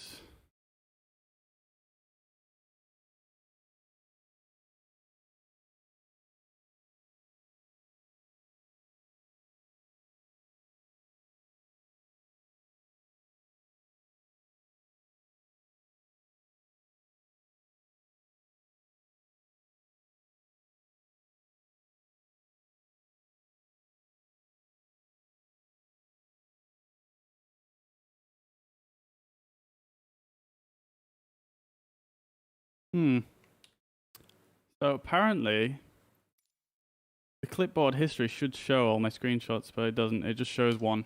That is a shame.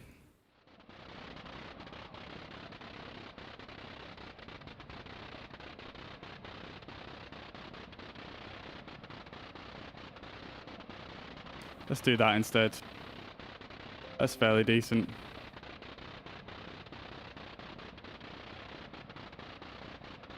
Right.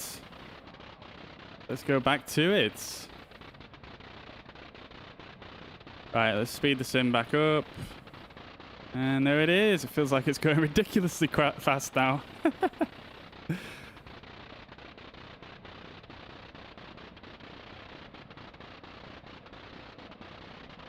Yeah, Wing 42. Yeah, there's... I mean, I don't think there's a lot of scenery add-on... worldwide sort of scenery add-ons for Microsoft Flight Simulator just yet, but this is one that's just, I don't know, it just looks super nice, and obviously it's relevant to this time of year, so very nice one.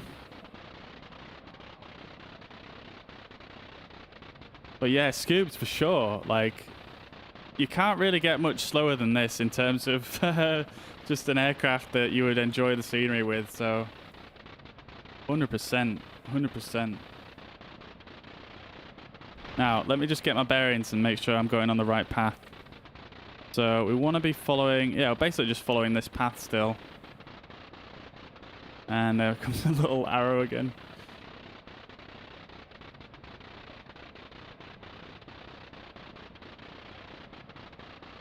Yeah, it literally just breezes through the air. I wonder if I lower the mixture at this altitude, I might get like slightly better performance, maybe.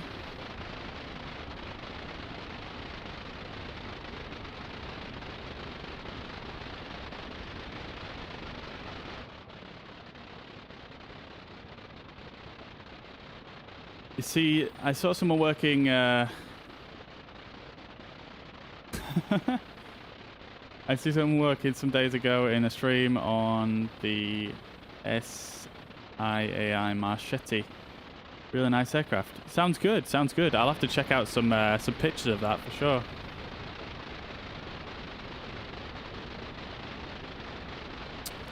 All right, Scoops, take it easy, man. Take it easy. I hope you had a good stream anyway. And I'll catch you. I'll catch you soon, man. Take it easy, man.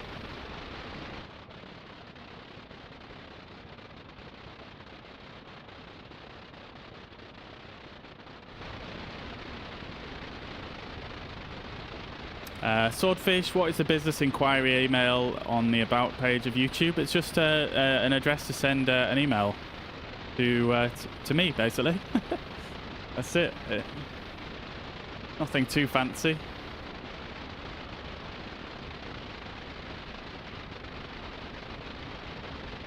But yeah, yeah, I did have a quick go with the Azani version, Wing 42, and yeah, this one is definitely it's definitely quite a bit easier to control, isn't it? Certainly can appreciate that for sure. We'll try out the Azani one on the next leg. I'm very intrigued to try out what that's like for a full-length flight.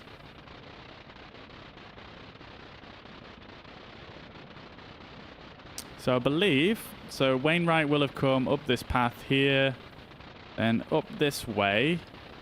Then I believe it was to the left here, and then up this way.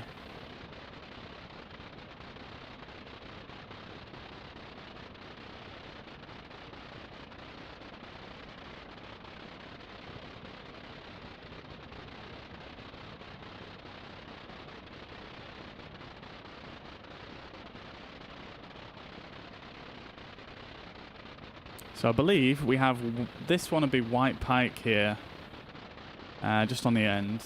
Clough Head right here, and then we're going to come down into the valley. This is Blencathra up here. So we're going to actually come up this way along this ridge and down, and then the airfield should be somewhere down there. The runway needs to be at least double the length as the one for the Gnome. Okay, wow.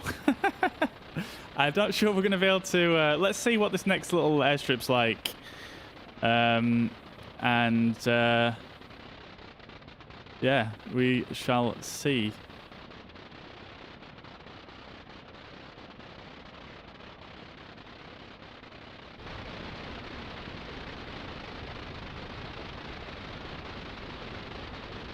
Yeah, Swordfish. I mean, yeah, we're definitely getting some altitude on this leg, aren't we, for sure? Definitely getting some altitude, but we're going to start descending fairly soon, so... yeah, I don't know. It's weird, because, like, you know, we're only at, what? 1,500 meters? Is that... yeah, we're at about 1,500 meters, just below that. And, like, in a normal plane, this wouldn't feel particularly high, but in this thing, it feels like, it feels ridiculously high. It's so crazy. Like, look at that.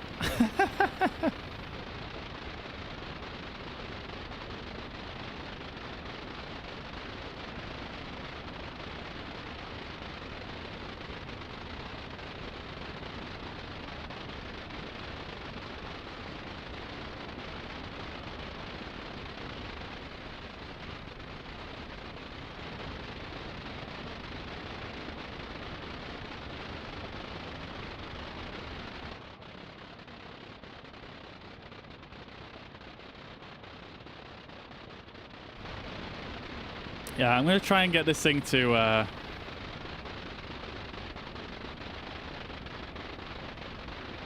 start descending a little bit.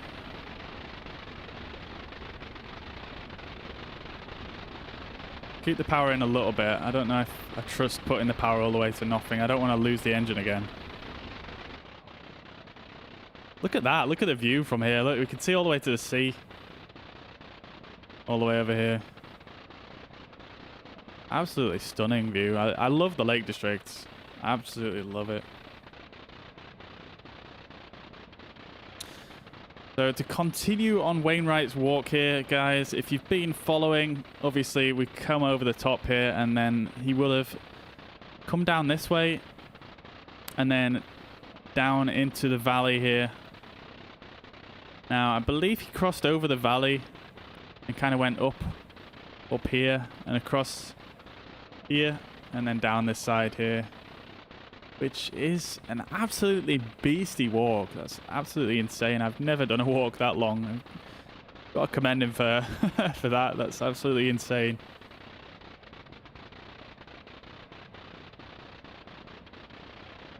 Right, let's try and descend a little bit.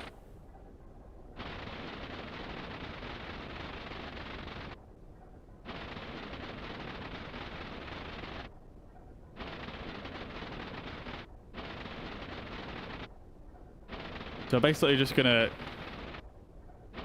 blip the magneto on and off to get us to descend here.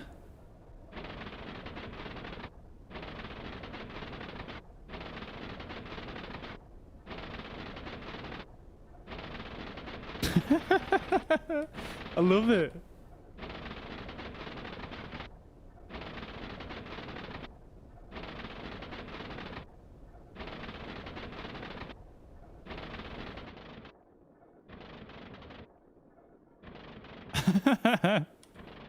The way it sounds so from like a distance like this as well.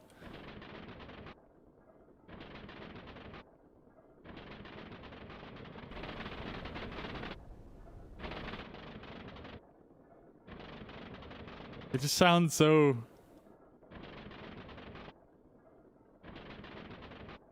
amusing from like a distance like this.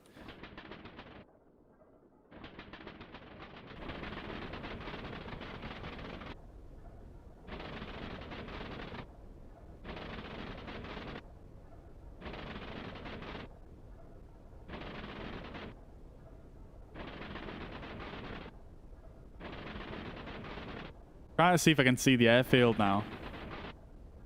So it should be somewhere down there to the end of the wing.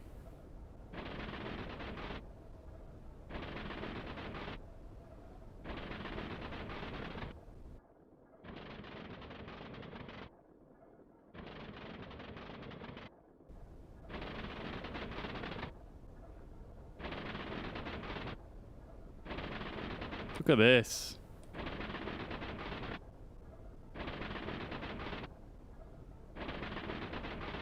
That's a screenshot right there.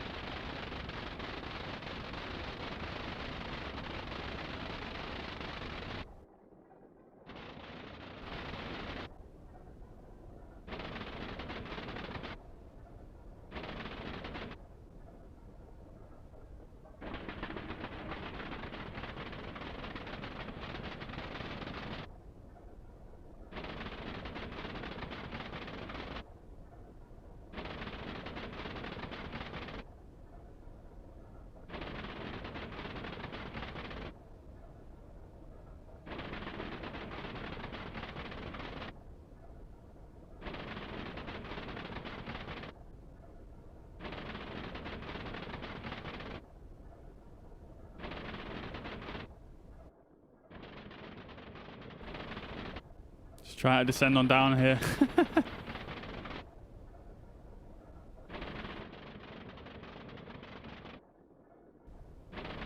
This is Keswick down in the bottom here. This is Keswick, this is Derwent Water Lake. Spent a lot of time in this area myself. doing photography and various other little bits.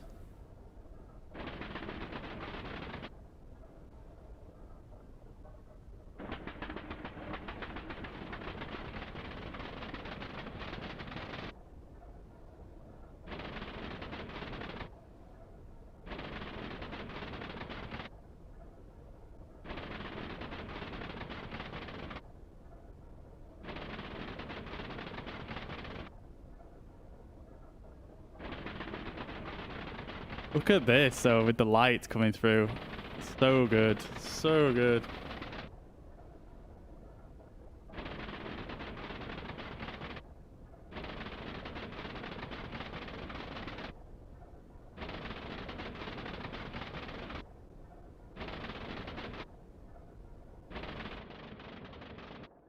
We are losing altitude, though.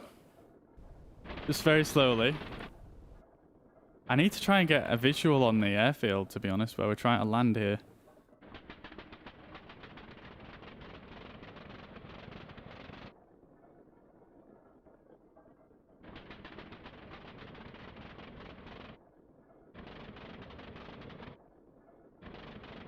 So it's kind of where two roads meet.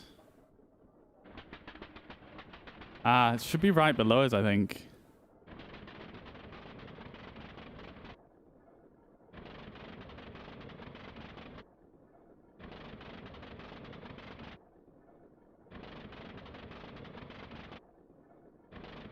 Kind of difficult to tell at the moment. I think it's possibly here. Yeah, it is. Yeah, you can see the little planes there. Now, it looks like it's kind of sloping up to that side there. Looks like it kind of goes uphill, so maybe if we try and come in from this side somehow.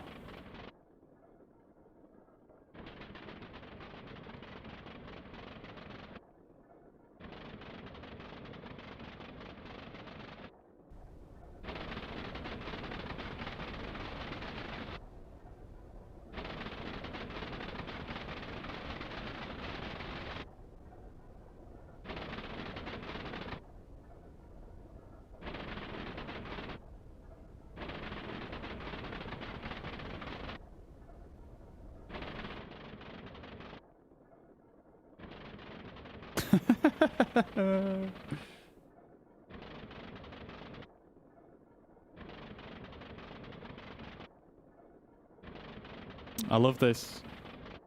It's so, I don't know, it's just, everything is just so slow.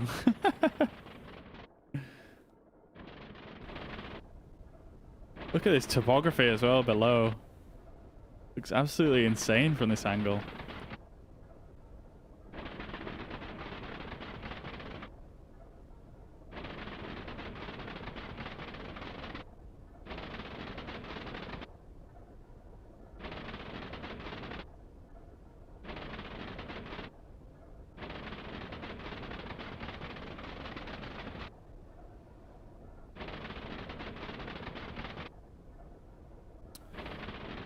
We've lost about 500 meters so far. It doesn't feel like we're going down much, but we certainly are.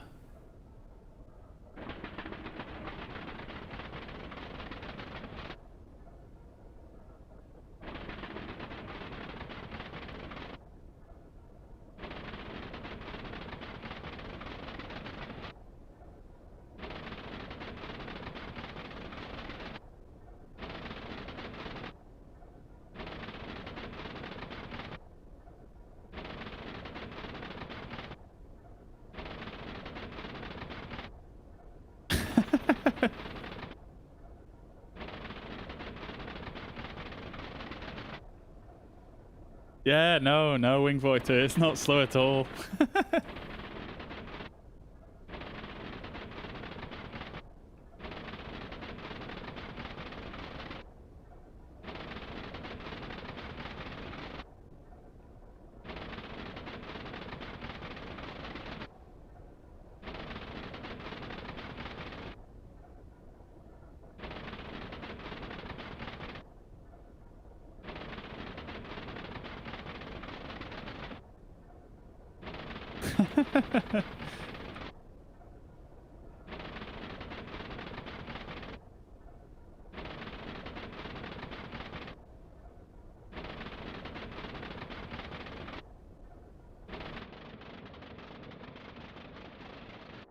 Well, I suppose it doesn't really matter too much because it can fly at the end of the day.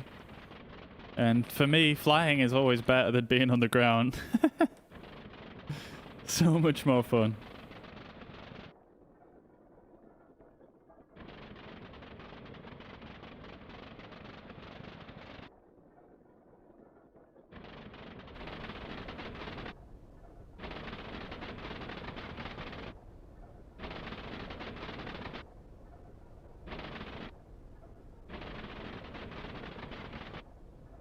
Which field were we aiming for again? This one, isn't it?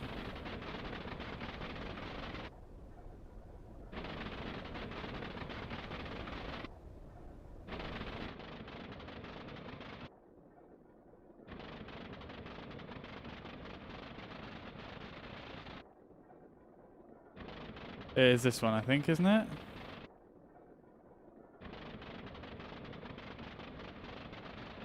Not gonna lie, this one looks like it's definitely going to be much more challenging to land in than the last one. There's a little river at the end of it as well, which is slightly disconcerting.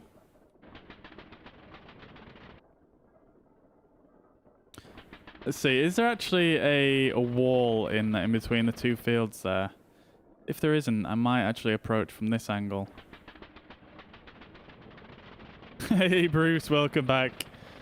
I mean, we've definitely crashed. Definitely crashed at least once since you were last here, but we're keeping on going.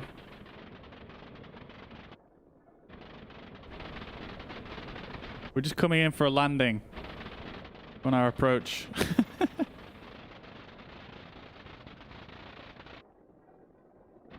Yeah, so I might. Oh, look, there's even actually markings in this field for the runway. But I don't trust landing in it that direction. I don't trust that's enough room for us to land.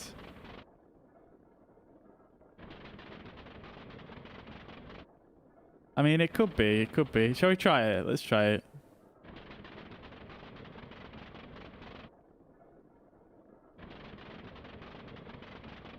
I don't know. I don't know. What do you guys think? What do you guys think? Do you think that is enough room for us to land? I'm not sure. This plane has no brakes, guys. It has no brakes. Yo, Slovenian Spotter, thank you very much for the follow. I hope you're well. Hope you're having a fantastic Monday. Welcome to the stream.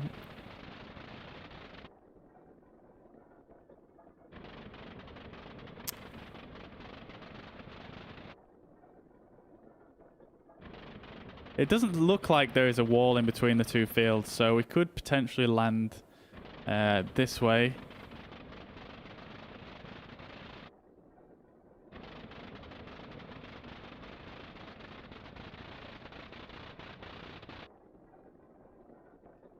Slovenian Spotter, we are currently on a bit of a... Oh no. Oh no, we've done a bad thing, guys. I got distracted and I didn't press the magneto again. We've lost engine power. No. Not again. Oh dear. Oh dear.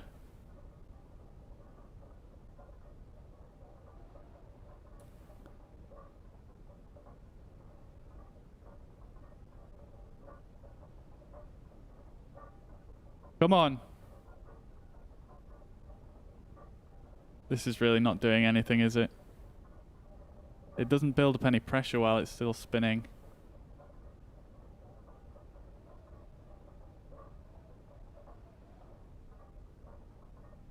Oh no, it's not good, guys. It's not good.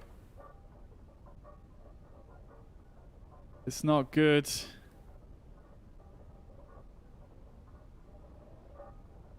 Wait, do we have pressure? No, we don't.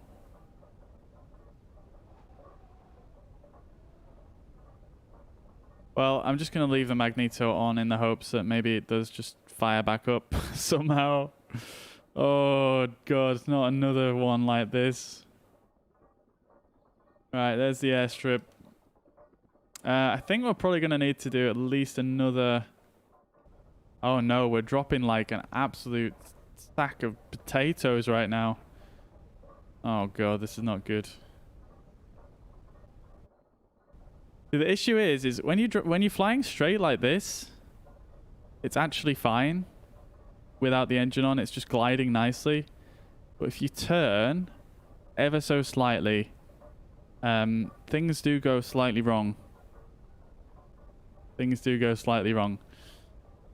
And Slovenian, I'll answer your question momentarily. I'm just having to kind of concentrate a little bit right now because this thing is pretty difficult to fly,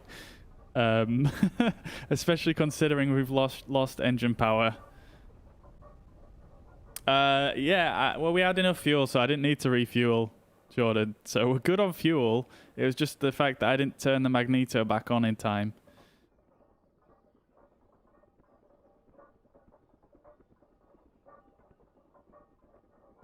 I love the sound though, like you can just hear the prop spinning.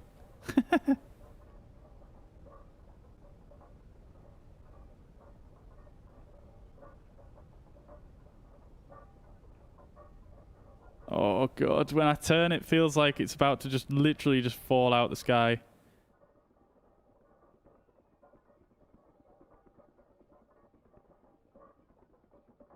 Oh my lord, I'm gonna have to go for a different field, guys. Oh dear. Oh dear. This thing is falling like crazy.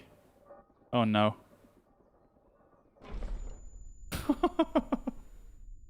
Oh. Oh. Oh no. Oh, I can't believe I made that mistake again. I'm so sad about that.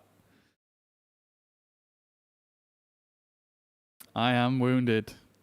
I tell you what we can do is just for fun, we'll just slew ourselves over here. Actually, no, this is bad. Hang on, let me just restart one more time. Ouch, indeed. Ouch, indeed.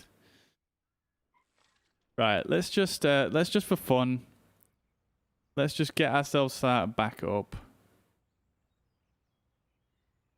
And then I'm gonna attempt to do that landing one more time, just because it is fun doing landings in this thing. But we need to get going before I can slew myself over there.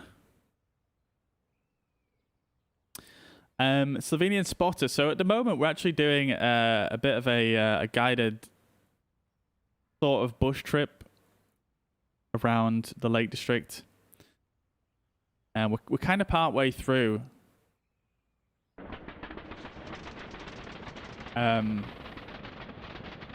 So we are gonna. Uh oh. Right, there we go. Yeah, we're kind of part way through. So we're kind of doing this this trip here that I got kind of specifically for this this stream, if you like. It's Wainwright's Week. Flying tour of the English Lake District. It's actually really, really good. Enjoying it so far. So we're going to continue with that for now. But for sure, I'm down to do some Slovenian flying at some point soon. 100% down to that. I haven't done any flying in Slovenia so far. So yeah, down for that in the future. I'll certainly put it on my request list. Yeah, down for that. 100%. 100%. And also, thank you for the kind words. Glad you like the setup. Right, so we're going to slew ourselves back over to this valley, which is right about here.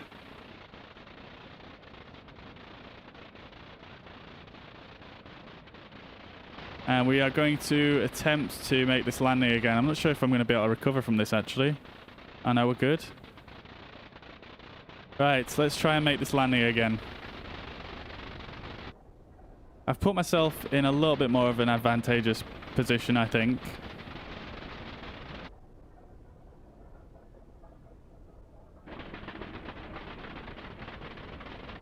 So we might have a bit more luck this time.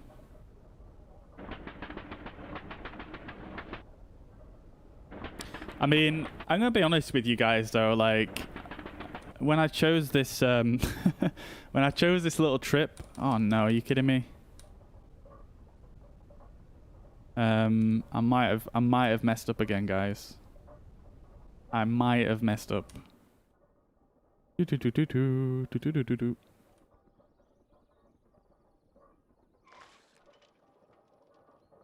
Just close your eyes for a sec, guys. Oh. Uh-oh. Uh-oh. Oh no, it's on a hill. Just close your eyes for just a second, guys. Just a second. Just a short second here.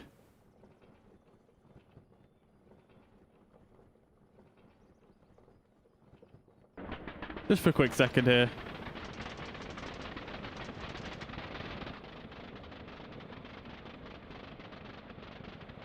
There you go. You can open them. You can open them again now.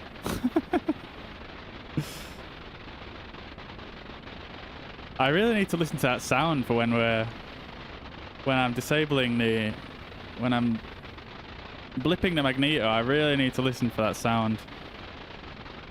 You can tell when it's just about to stall the engine. It really does just sound like.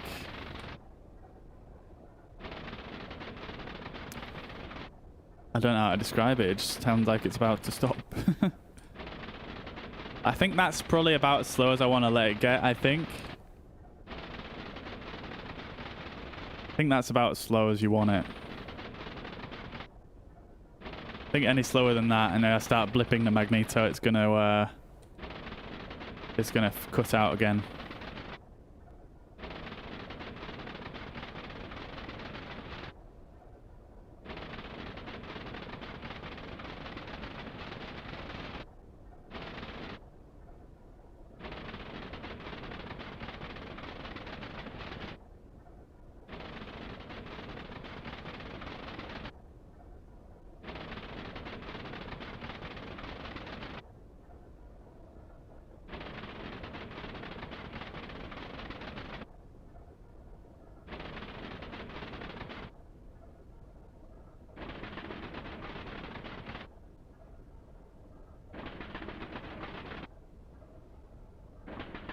Try to spot the field again. I think it's somewhere around here, isn't it?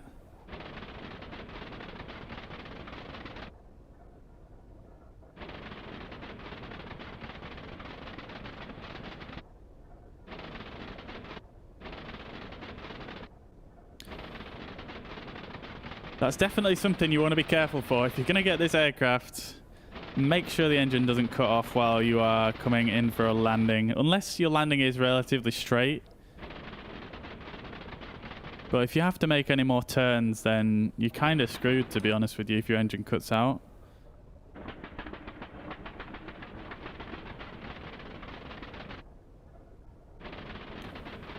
There's absolutely no recovering from that. If you have to turn. I probably should have made the decision to go for a different field a bit earlier then.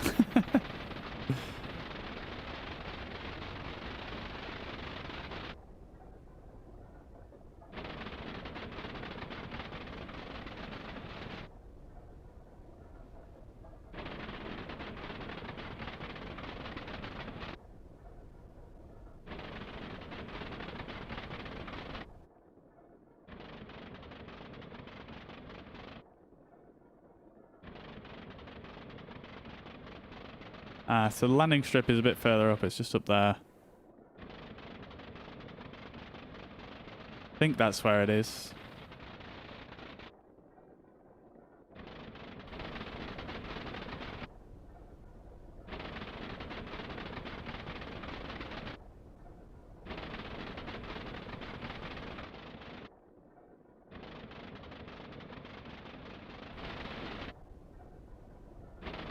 Hey, Breezewind, welcome to the chat. Hope you're well. The new Thrustmaster. So this joystick is, yeah, it's okay actually. Yeah, it's decent. Not too much to say about it. I mean, it's not too fancy. It's just like the 1600M, I believe. It's just basically the same, just with Airbus branding. And yeah, it's nice. The throttle quadrant as well, which I do actually have, I'm just not using it right now, is also quite good, but it doesn't have full support at the moment for this sim, so just waiting to see how that one pans out. Right, I see the airfield.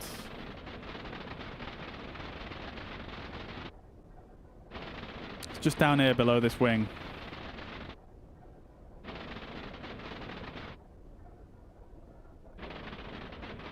I'm not sure exactly how I want to do this because I'm quite close. I thought I was a bit further away.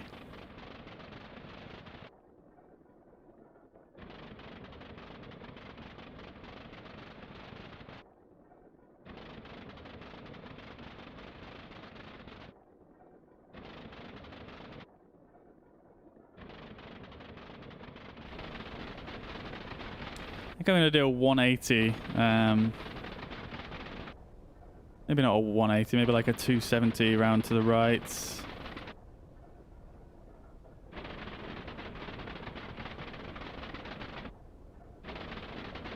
Yeah, I mean, I would, yeah, I mean, it depends what you fly, doesn't it? I think, you know, different people have different preferences. I only really got this because, I mean, I wouldn't mind a yoke, but I also don't mind a joystick. I think it's preference, isn't it? But I tend to fly the Airbus a lot more, so I don't know. I just felt like a fairly safe choice for me.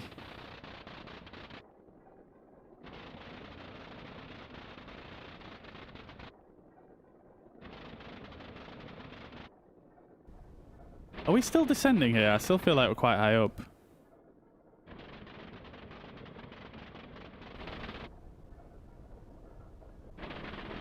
And Wing 42, yeah, I've just seen your message as well on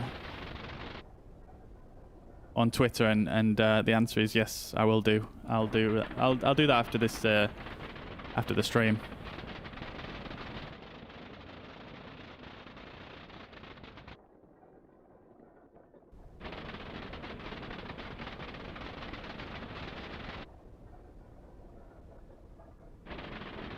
There's the airfield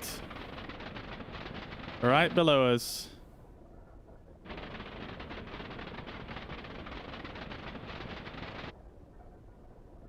If you can call it an airfield. It's just a field, really, isn't it? It's just a field.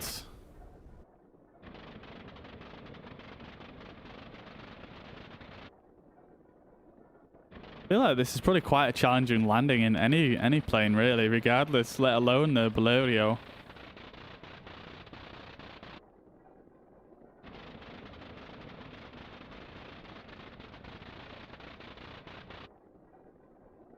Yeah, no worries at all. No worries at all, Wing 42. I usually do something with my screenshots and whatnot after the stream anyway, so yeah, I'll get them sorted for you. No worries.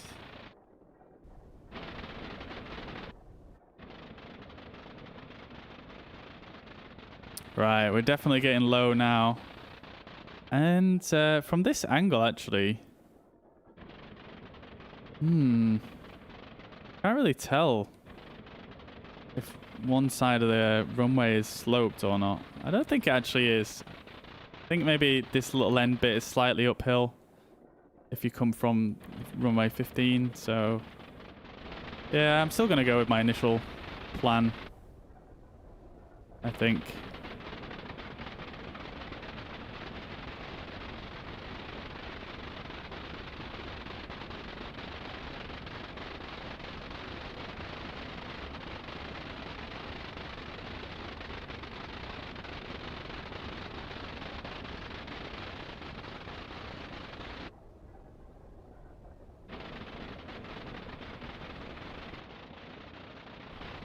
Getting very low now. Not too much room to maneuver anymore either. This is going to be quite difficult, I'm not going to lie.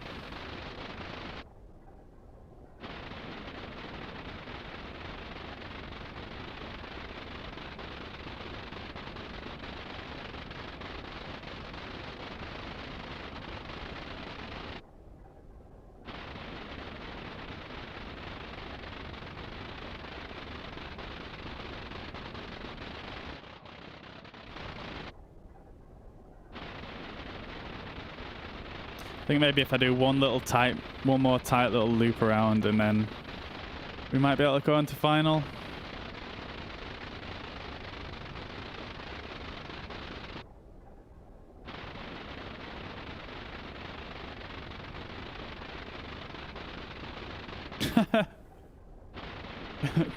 Whoop whoop. Yeah, 100%. We're getting then terrain warnings right now. Thanks for thanks for pitching in and filling in what the aircraft can't do itself. It's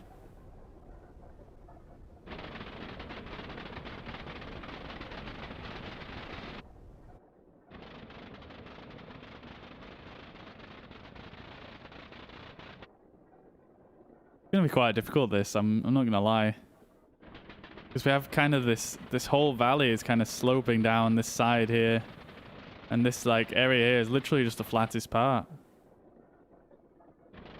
And to be honest, from this angle, it looks like the airfield slopes off towards the river, which if it is, then that's going to be very problematic for us.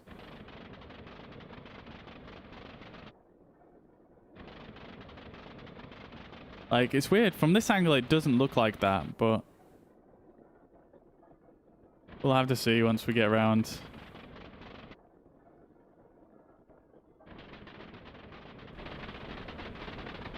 All right, ready, guys. Here we go. I think it's going to be on this after this turn. We're going to be trying to get onto the runway, I think.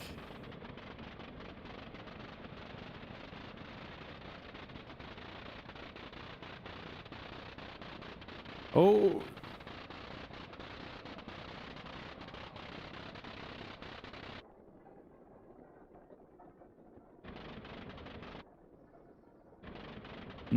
I think we're still a bit high. I think I left the engine on a little bit too much then, and it wanted to climb. Yeah, we'll do one more little loop.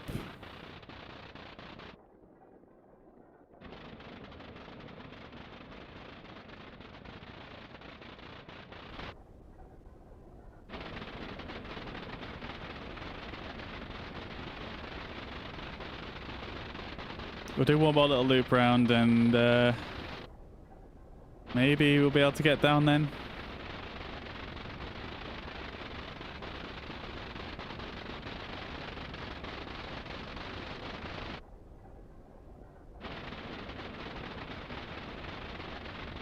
The cutting edge technology in this plane, though, it actually has an altimeter.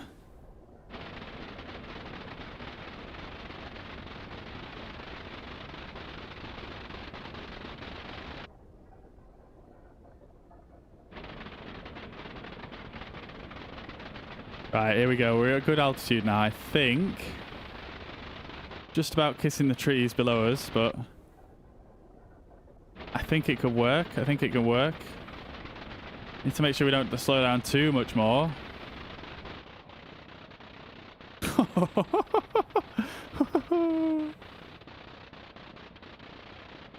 Imagine doing this in real life. Oh my god, this would be so scary.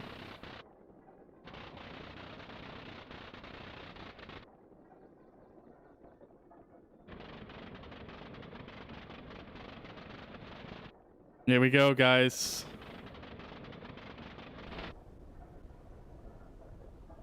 Maybe still too high.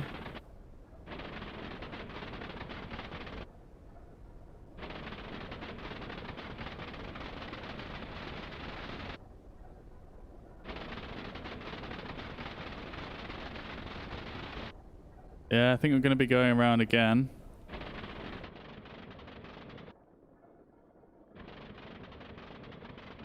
It's so difficult though, because the valley slopes down, so you kind of have to like perfectly descend with the valley.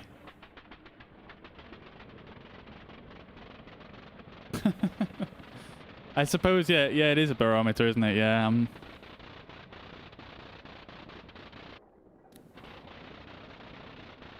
Either way, it's cutting edge technology.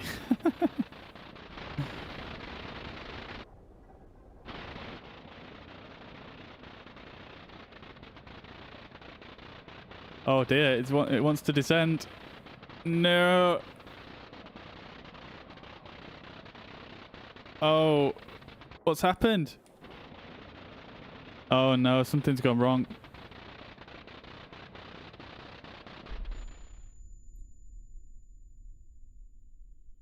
Oh dear, I don't know what happened there. It just started going into a spin as it got like a bit too close to the ground. It just started spinning. Hey, dear me! After all that, I thought I was gonna nail that one. I'm so upset. Right, I tell you what we're gonna do, guys. Just to spice things up a little bit, we're gonna spawn in at that runway. Is right. Right up here. Not that. No, it's this one, I believe, actually. Yes, this one right here. So we're gonna spawn in here.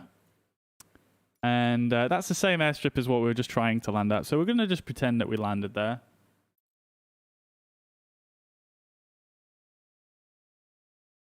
Ah, got you. Wing 42. Thank you for the tips. So basically, I pitched up. I must have... Yeah, as I was turning and trying to go back up the hill, I guess I was just pitching up too much. And I guess it probably just stalled one of the wings, right? And that's what caused it to kind of like spin down into the ground, maybe. Amazing. Right, let's try this one out. So this version right here is out of the three. This one is basically the more widely used version of this aircraft. Yeah, essentially it's basically the easiest to fly. I say easiest out of all of these, basically. And it flies the quickest, and yeah, it's just a bit easier than the other two. This next one that we're going to try here has a slightly different engine. And yeah, essentially it's just a bit harder to fly. And then you've got this final one, which is the RIP edition. I suppose the name says it all there, really. It's basically representing the most realistic version of the aircraft and extremely difficult to fly, apparently. So it says in the manual here, a few seconds of flight without a crash is typical, and a successful figure eight is a reason to rejoice.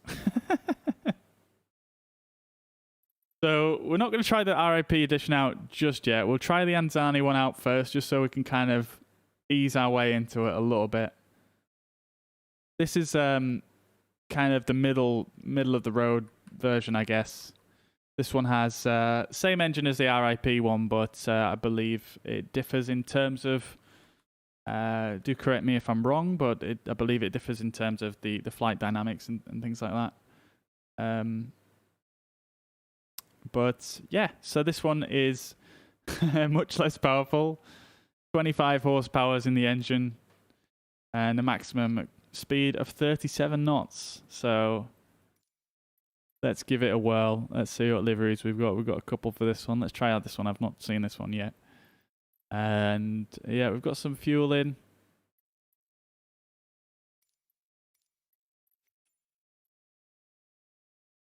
So let's give this a whirl. And yes, Jordan, I'll try not to kill George. Oh, dear me. So I've got 1 out of 2 landings so far.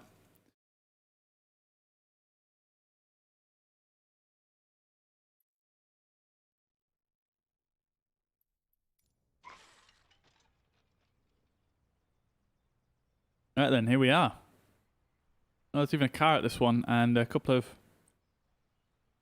of dudes ready to. I mean, I could do with these guys to try and steer me, really, but I don't think they're going to help.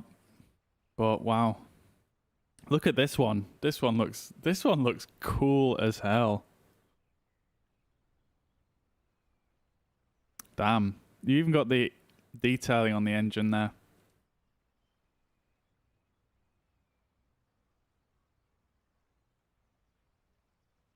There you go. Even says Anzani inscribed on the engine. Or embossed, engraved. Very, very cool. Lots of detail. Absolutely love it.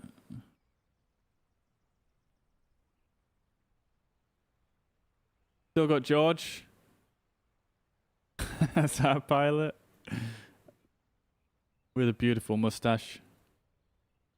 Right.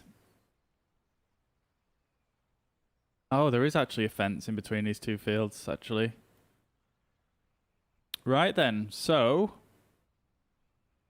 we've got a little bit of wind coming from this direction. Oh, there's some actual people sat down there by the lake. That's quite cute.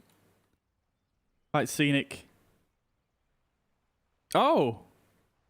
Wait, what? There's a bear. There's definitely no bears in the Lake District. What the hell? That's a surprise. Oh, look. There's just a little... Got a pilot and another... Probably pilot, actually. Having a little sit down here by the lake. Why is there a bear, though? I'm so confused. Are there any other little secrets hidden in this area? Let's see. Are we going to have room to take off here? I think maybe if we go all the way back to this corner here, we might be able to do it. There are a lot of trees, though. There are a lot of trees. Is there a fence here? There is. Maybe if we go this side? Nah, this looks actually worse.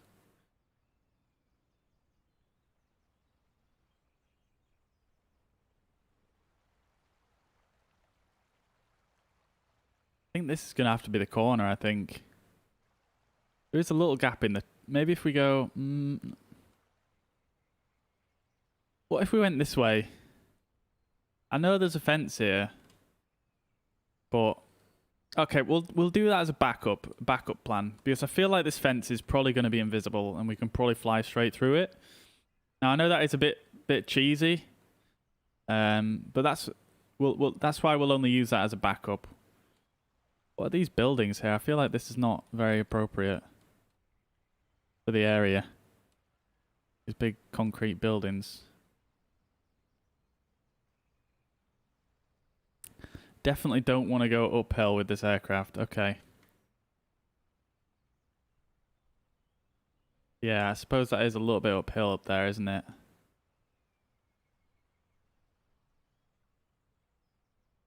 Alright, let's try going down this way. It is a little bit downhill as well, so it might work out for us. And if not, we're just gonna try the cheesing route.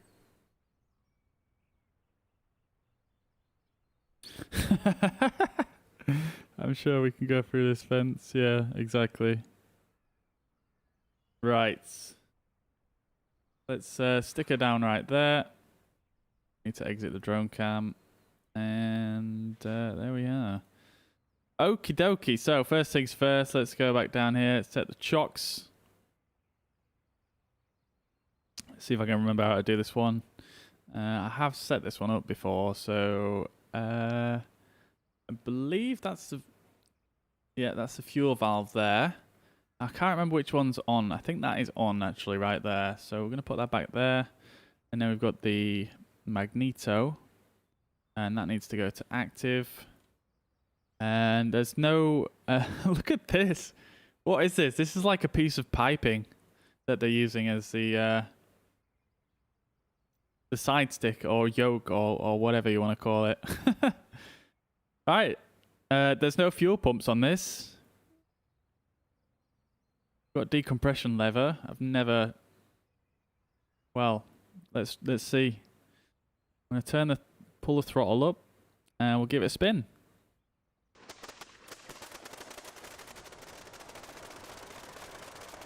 There it is.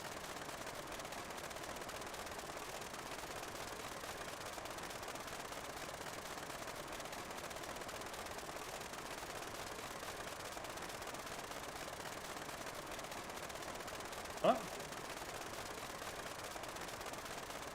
I'm in the field.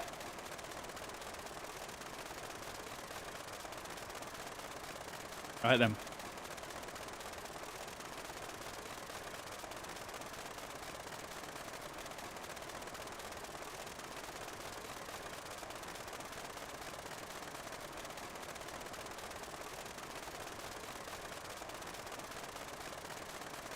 Right then.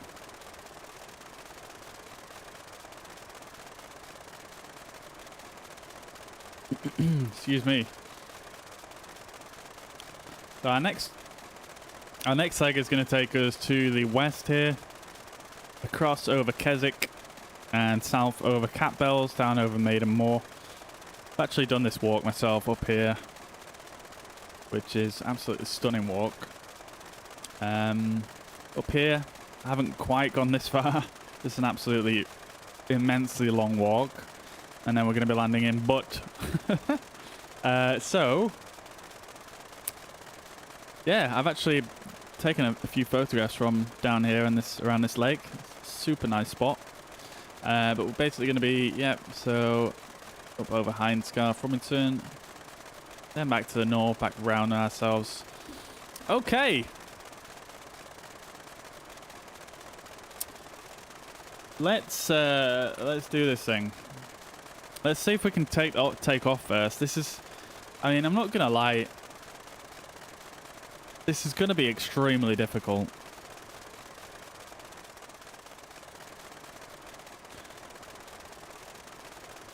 Alright, that's full revs.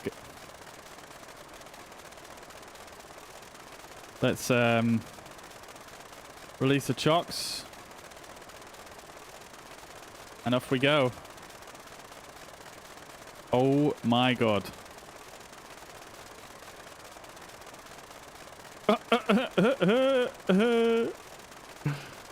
Oh my god.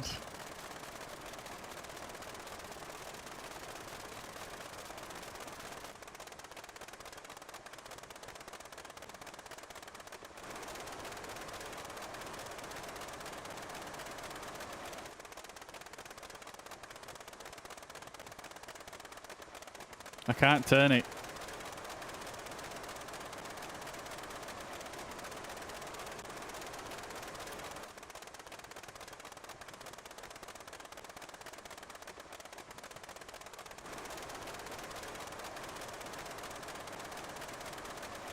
Come on. Let's go. We've got a little bit of a hill here. There we go.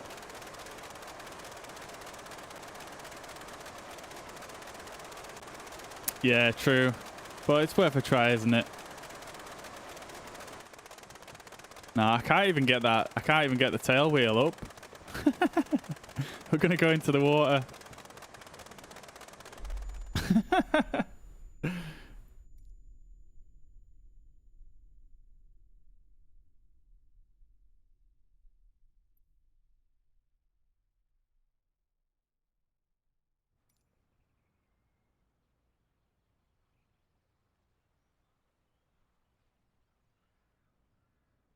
Right, I've got one last little idea.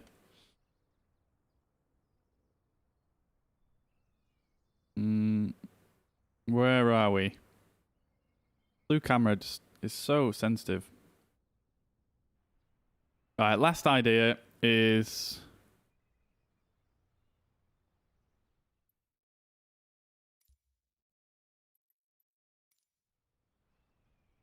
Whoa.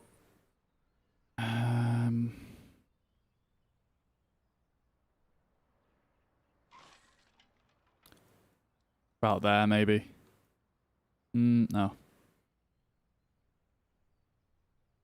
About there.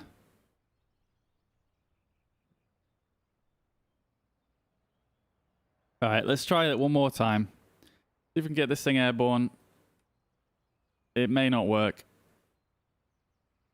But you got to try these things, don't you? Right.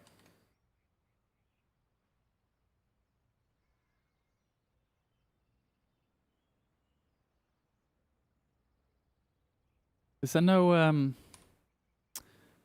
propeller cam on this one, or do we need to sit in here?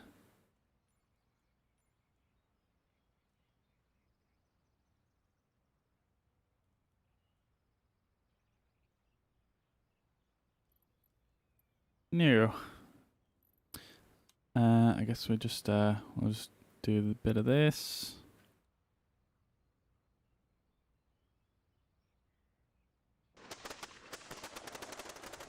There it is. Right then. Oh, I forgot to put chocks. Oh well. Looks like we're going.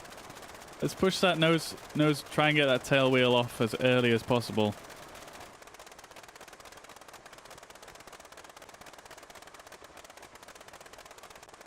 It's so slow. Come on, I hope this fence is I hope we're going to be able to go straight through the fence. If not, then I'm out of ideas. Fingers crossed, guys. Fingers crossed. We did it. Yes, we're gaining speed.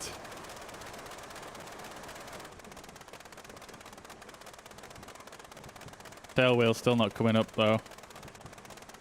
Oh, it is. It is. Oh, shit.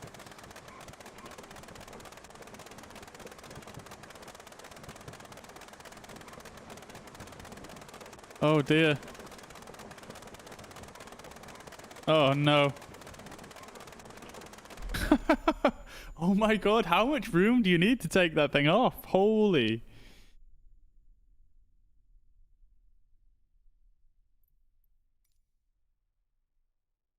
Right. Guys. I don't think that's going to happen from this airfield. Maybe at a different airfield we could try that, but not this one. Not this one.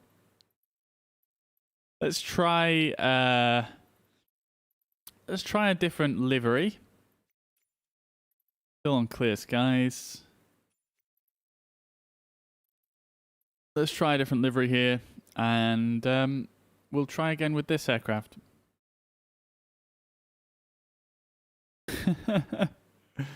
Yeah, I'm impressed. I'm impressed with how realistic it is. Yeah, try at sea level for sure, man. Definitely, definitely.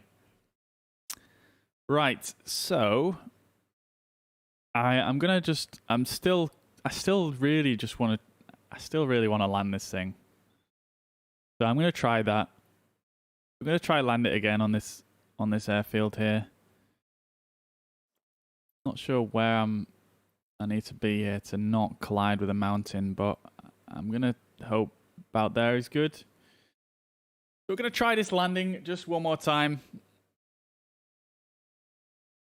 and then we're gonna continue on with the trip here. Look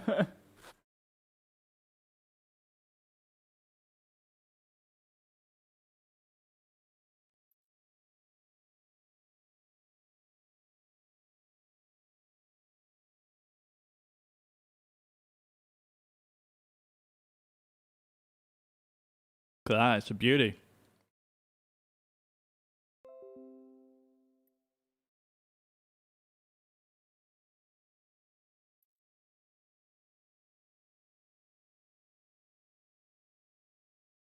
Right, I think we're facing the wrong way.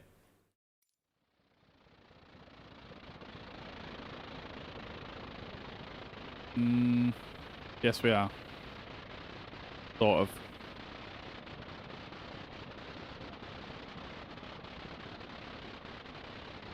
Right then, guys, let's try and land this thing.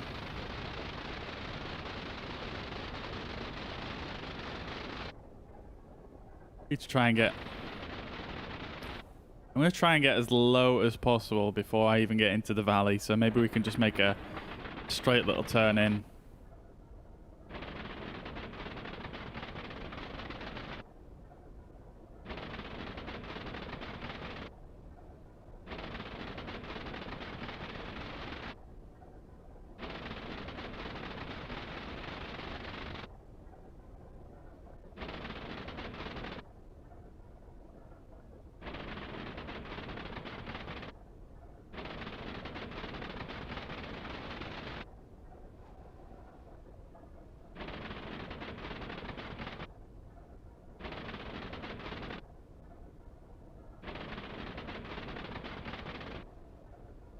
try not to lose the engine this time as well. Can't tell. Have I knocked this camera? I think I have. Also, I tell you what. I actually have my controller on. Oh, it's actually on no input.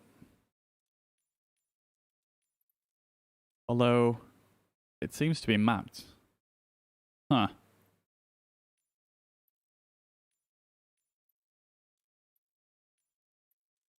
So I have a profile which has no input for this controller because it has some ridiculously dodgy sticks. So I'm going to unplug that in case that was interfering with anything.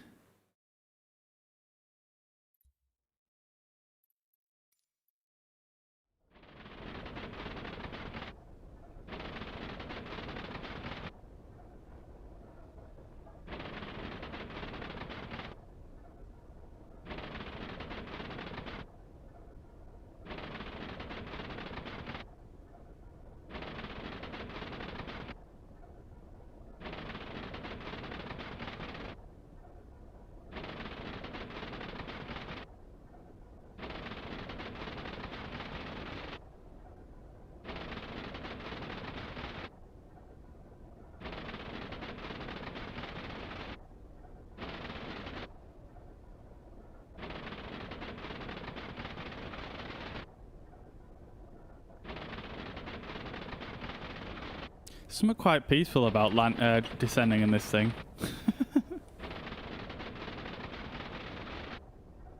Not sure what it is, but it's just... Maybe it's the moments of silence in between the engine cutting out.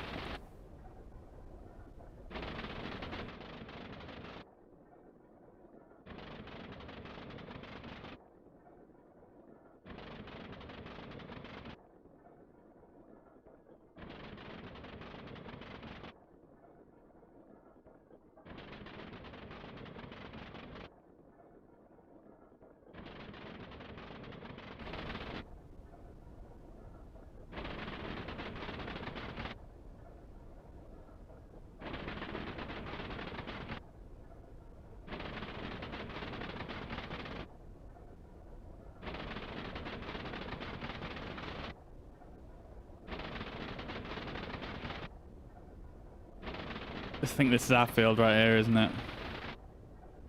I'm gonna try to swing it out to the right a little bit.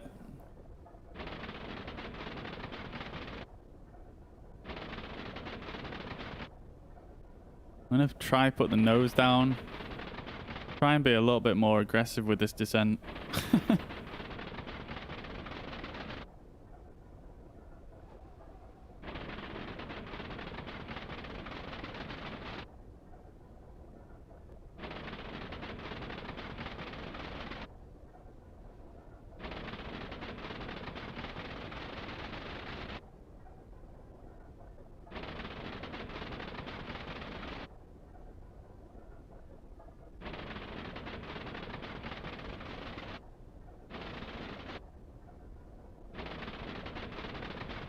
Alright, we're looking not bad. We're looking not bad. Need to turn in.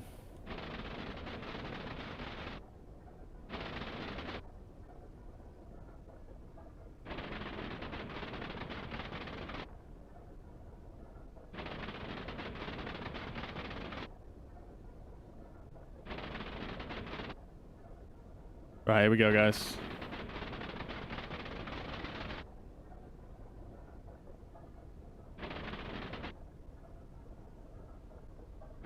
There we go.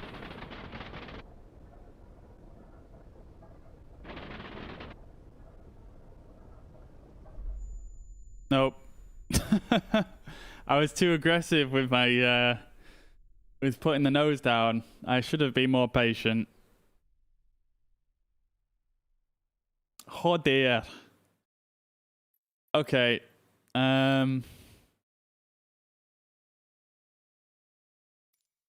All right. Maybe we skip this one and we continue on with the trip. I feel like I've tried landing there so many times now. You guys must be incredibly bored with that approach. So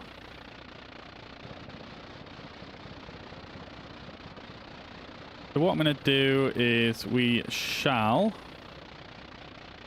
get positioned at this airfield here, and we'll restart, and we'll try and take off here instead. I feel like taking off in this thing is just as exciting as landing, to be fair, so... Oh god, the slew camera. Now I've removed my controller. Are we in the field?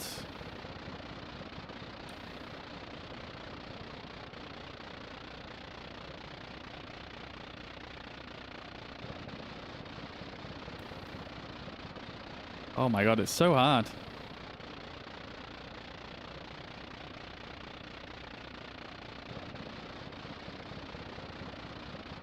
Yeah, exactly, Wing 42. I was far too impatient, wasn't I? She just wants to fly. Right, where's the field? Right here.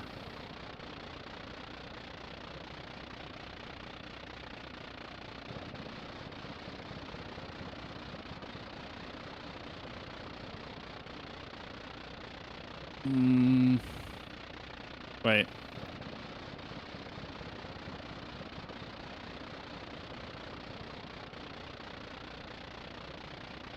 Right, there we are. Now, this is probably going to start rolling as soon as I... Oh, no. Okay, the engine cut out. Interesting. Right, so I made sure I put the chocks on. So we'll just get this thing started back up. And hopefully have a successful takeoff here. Right then, so, oh sorry, I need the mixture out, don't I, all the way, and then throttle to about 50%. Fuel tanks can come on. A little pump. Ignore the fact the wing's clipping through that building there. I did not notice that myself.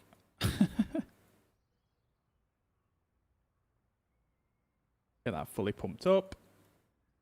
Magneto can come on, and then we can jump over here and give it a spin. Something quite satisfying about the way you start this engine. It's very satisfying, I have to say. Right then, I'm just looking at the road ahead, and all of a sudden I don't feel too confident.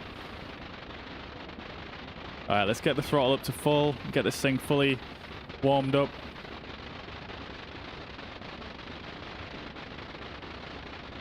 Right, are we ready? Are we going to clear these trees? That is a question. I think maybe we aim for potentially somewhere in this area, because it looks a little bit flatter. Alright, let's do it, guys.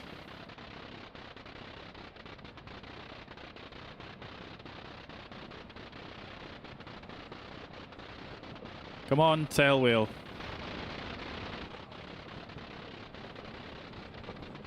Oh, there it is. Uh-oh. Uh-oh. Uh-oh. We're up. Uh-oh.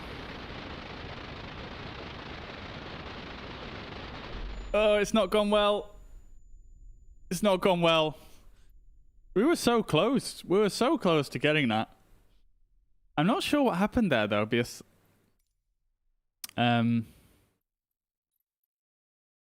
Because I was holding the stick forward, and then I let go of it, and then I started pushing it forward again, and then all of a sudden it like jerked forward. I don't know. It felt like it maybe was it was sticking a little bit. I don't know.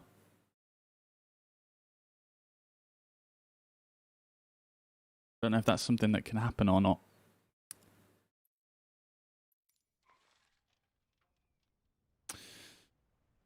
Right. Take two.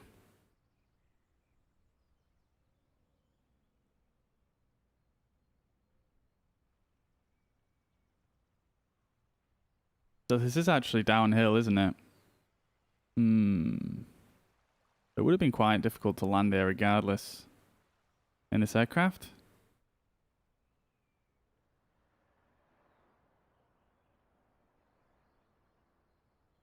Maybe if we position ourselves... I mean, we could use this extra field here. We could kind of cheese it.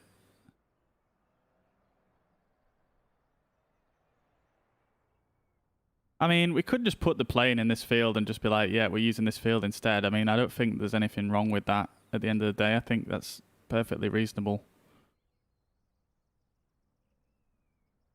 I think that's perfectly reasonable. Right, let's do it. Hello?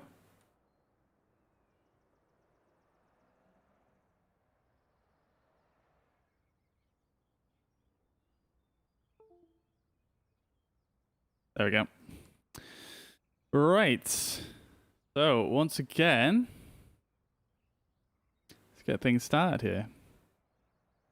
Give this a pump up. There we go.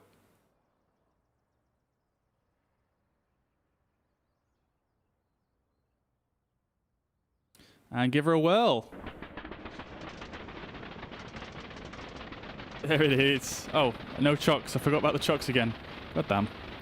Right. Let's push our stick forward.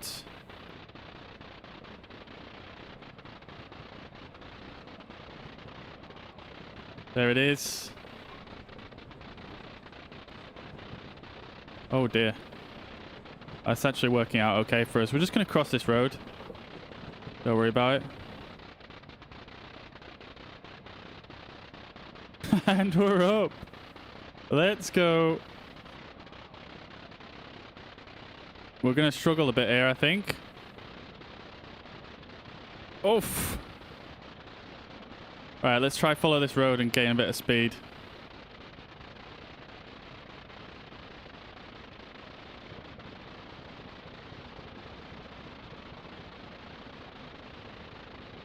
Look at this. This is absolutely fantastic following this road.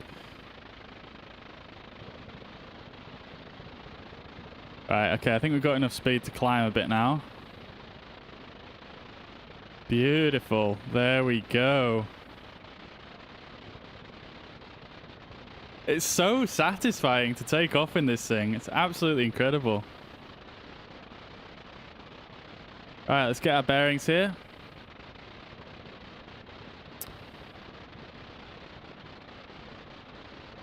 So, I believe we just need to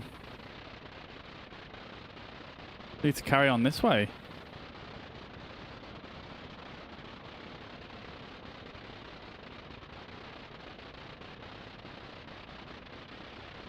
It's towards Keswick here, and then we're going to go to this hill and then come up and over and then round that way. I think this is probably going to be the last leg of the trip today. We're probably going to have to reconvene on another stream.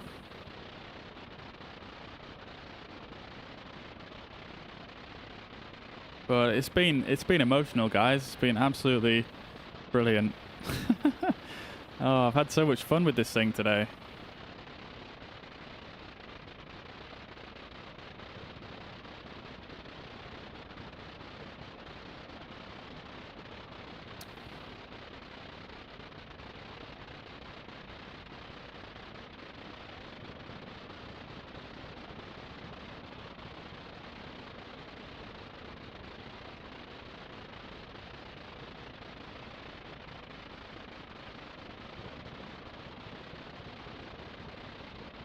Right then, so here we are. We're coming up to Keswick. One of my favourite little places to go in the world, for sure. Stayed here many times, working and otherwise. Very, very nice little place.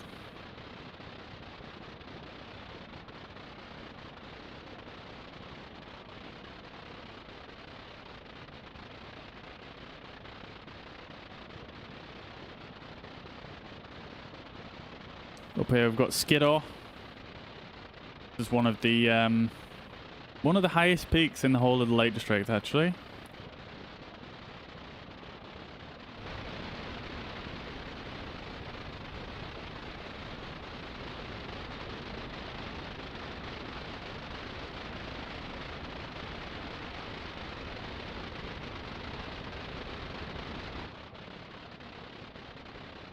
And then we've got Keswick below us. We're going to be heading all the way out to, well, I say all the way out. We're going to kind of follow this main road. Just over to the other side of the lake here. And then we're going to cut in. This stream here that runs through the middle is very notorious for flooding in this area. Been quite difficult for the residents around here in the past few years. There's in fact like I think it's even this little bridge right here. This little bridge actually collapsed a few years ago, and I don't think they've actually rebuilt it as of yet.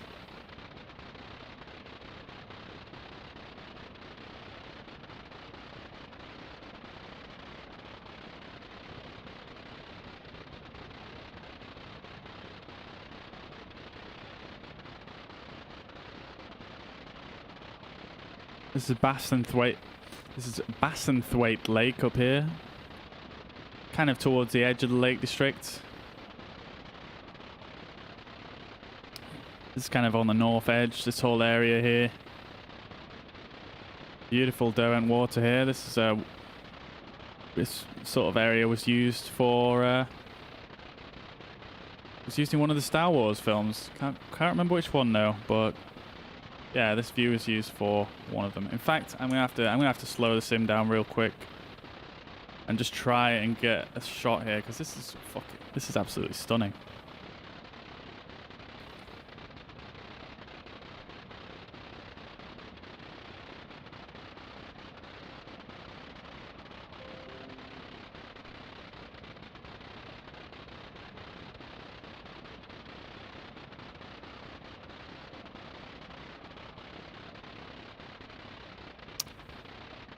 Right, I'll try not to overwrite that one this time.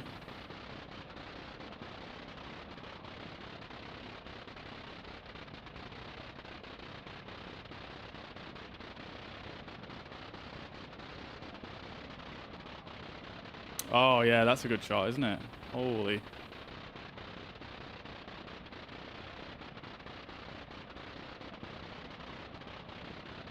Try to get it before it turns too much. There it is.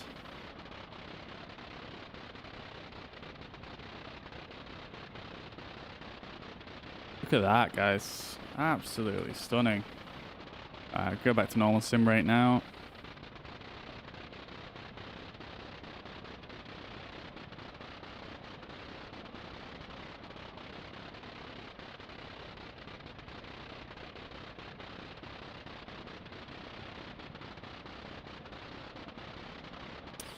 Right then, let's continue on here. This is actually looks like one of the shorter legs out of all of them.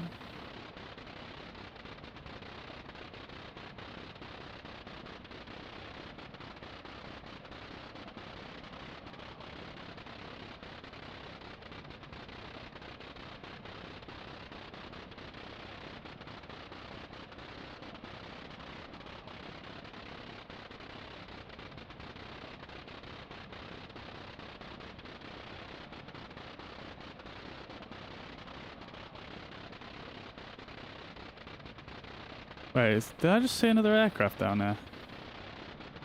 No.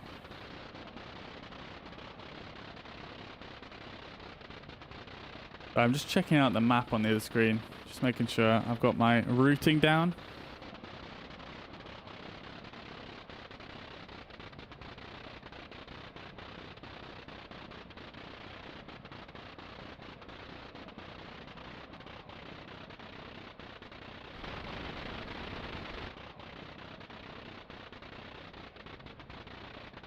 So we're going to head down over these mountains here, basically down this way, over and across these ones, and then back down. And there's another lake, actually, that's just down here. And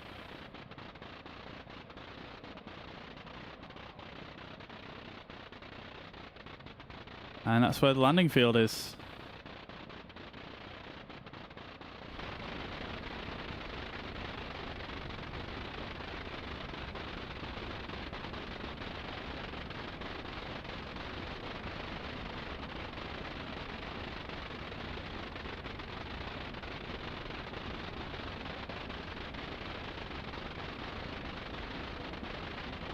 It's so strange looking down and seeing like just these two wheels just dangling there. I don't know, there's something about it that just looks so, I don't know, it's something about it that just doesn't look right. It doesn't look safe at all.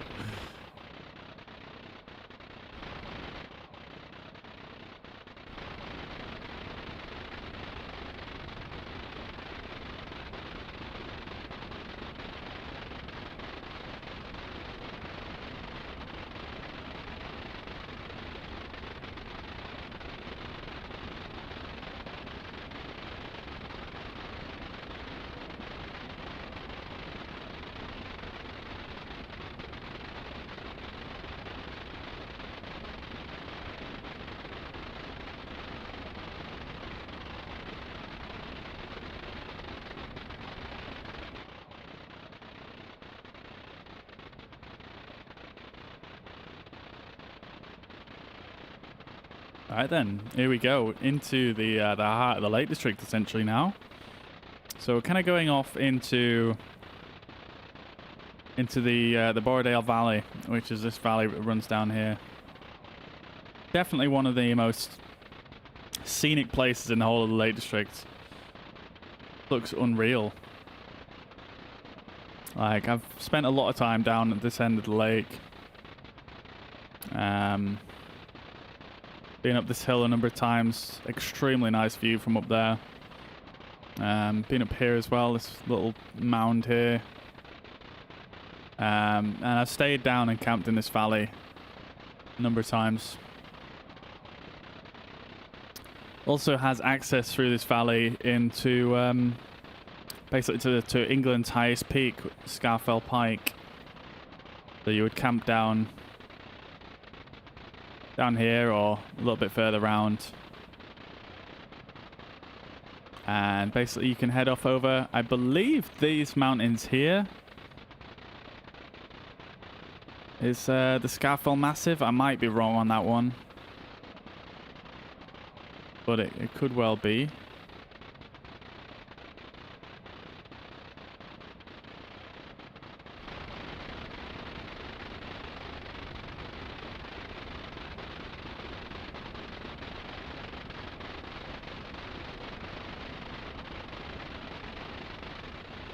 We're a little bit off route here. We should be ideally over these hills on our right here, but we're not quite high enough to actually get up there yet.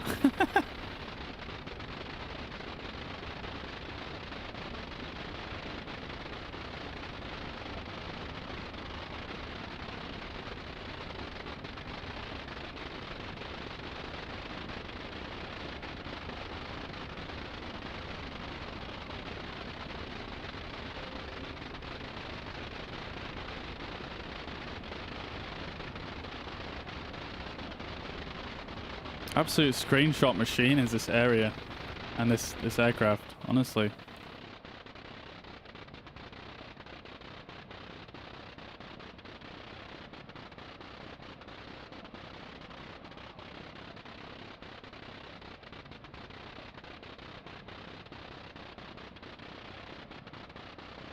Alright, so we need to follow this inland a little bit. Well, we are inland, but away from the lake area and the valley, up over these hills right here.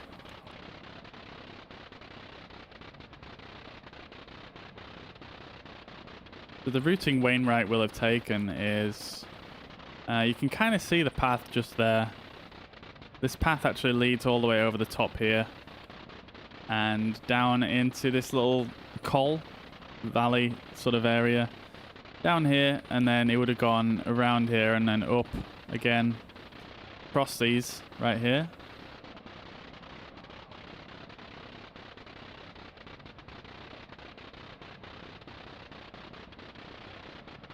In fact, I tell a lie, he probably won't have gone all the way down there. He probably would have come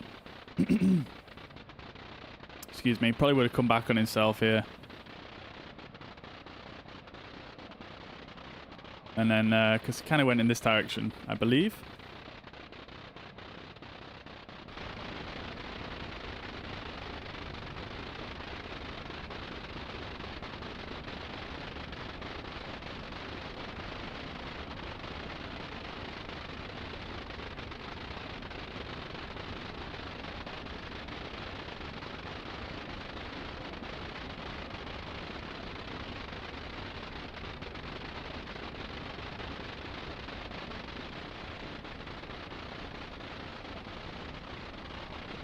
so difficult to get this thing to fly in a straight line. It just doesn't fly in a straight line at all.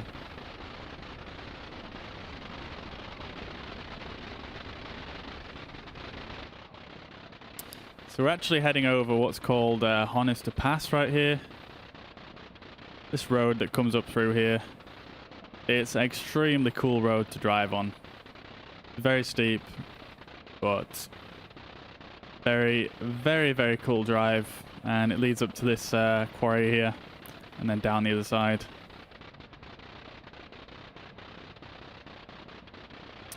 Which is an indication to say I believe I've gone off course slightly. I need to go further up here, but this is basically the area where we'll be finishing this leg.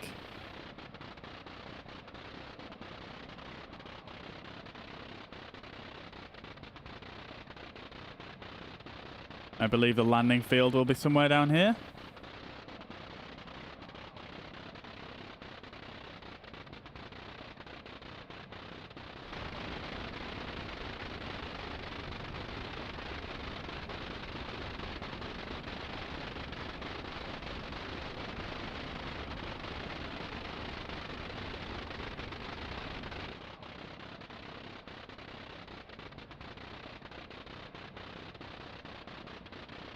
I suppose we're not actually off course, really.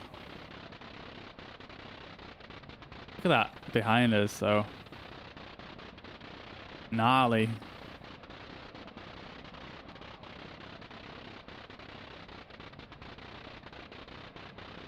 This huge crag right here. Insane from above. It's crazy.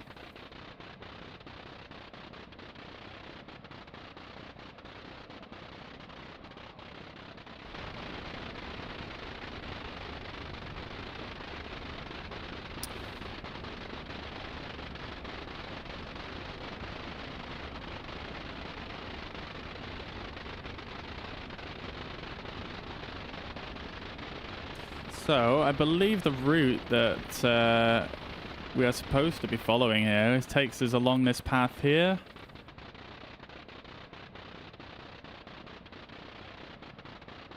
Yep.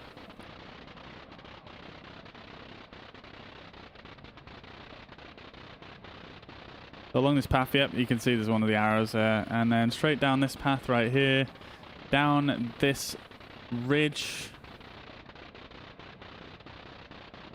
into the valley down here, up here.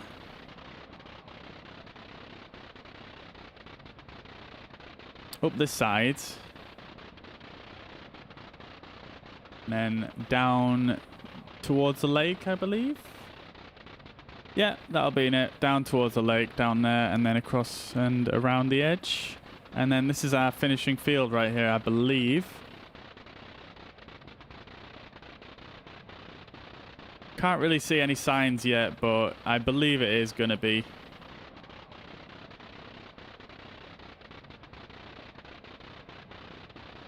So I am going to start trying to descend now.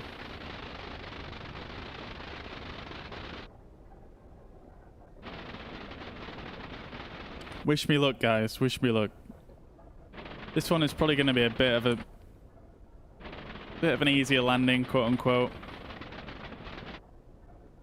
Because we don't have any kind of... We're not in a steep-sided valley this time.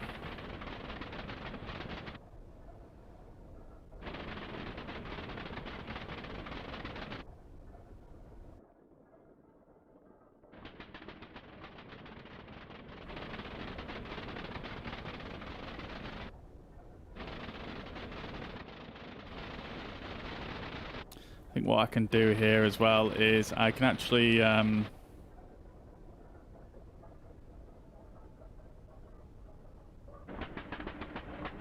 can actually come down over the lakes here and just kind of bring myself in that way. I think that's going to be the best way. Coming in this way is just going to be more difficult, I think.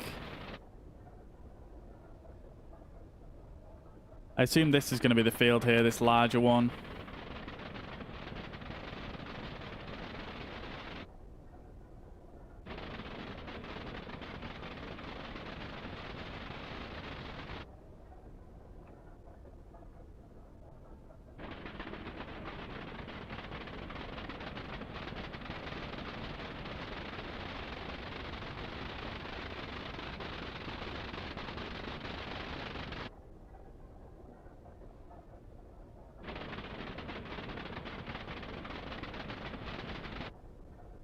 Yeah, I see it. Yeah, just looking on the documentation again, just making sure it's the right field. And it sure is. It's that one right there.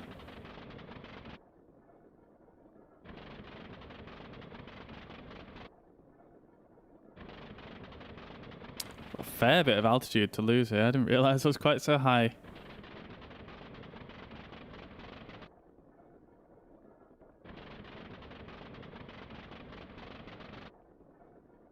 Right then.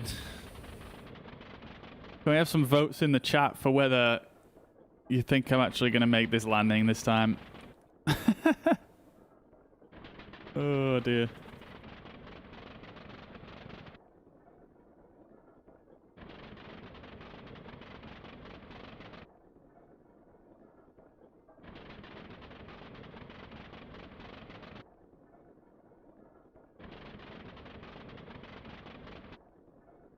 I think I'm going to do this every week, I think. At least once a week. Once a week, we're probably going to do something like this, I think, in this aircraft. I think it'd be very cool. There's some other locations I could think of as well that I think would be really, really cool for doing flights like this. I mean, there's probably tons. There's tons, isn't there? But, yeah, I think this is just really, really nice, to be honest. Something a bit different.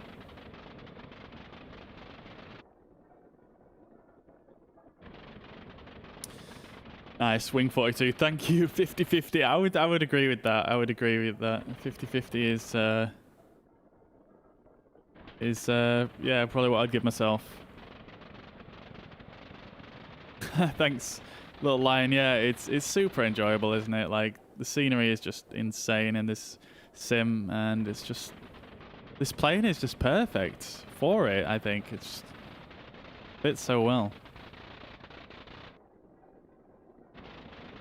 And thank you, Jordan. I'm glad you have faith in me, dude. I think what I need to try and do is not mess around with the camera so much when I'm trying to descend, because it's kind of distracting, to be honest.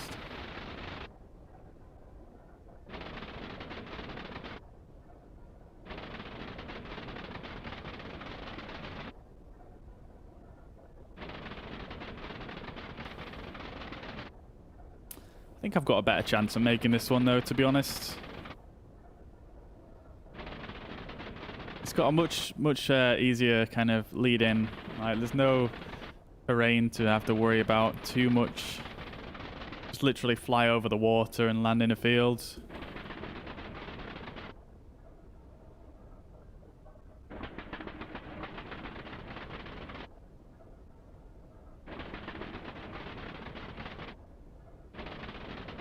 Are we losing altitude?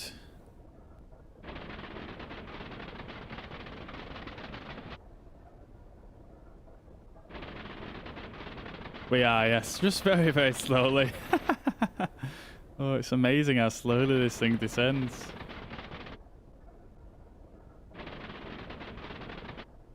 Have I pulled the throttle out? I haven't, no. Okay, I'll do that as well.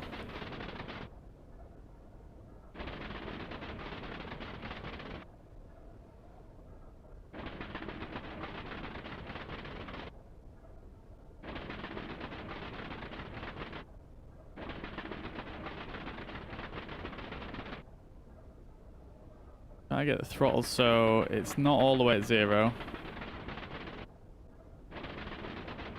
Just in case I accidentally release the magneto for just too long.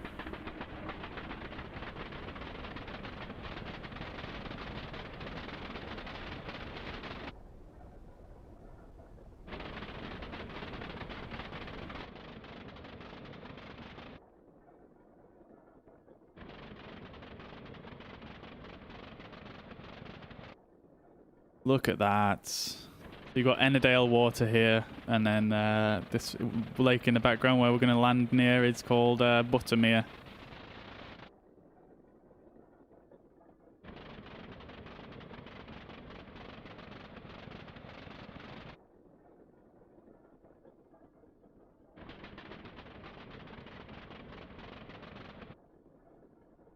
Come on, George.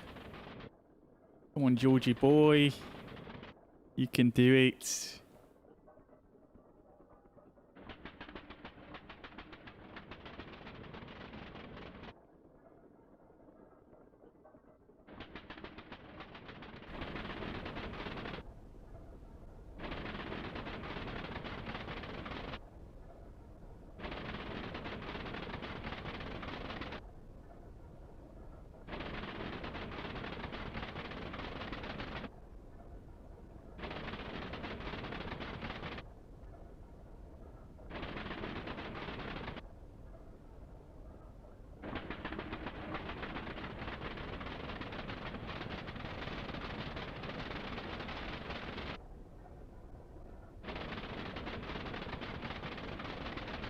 Look at that. So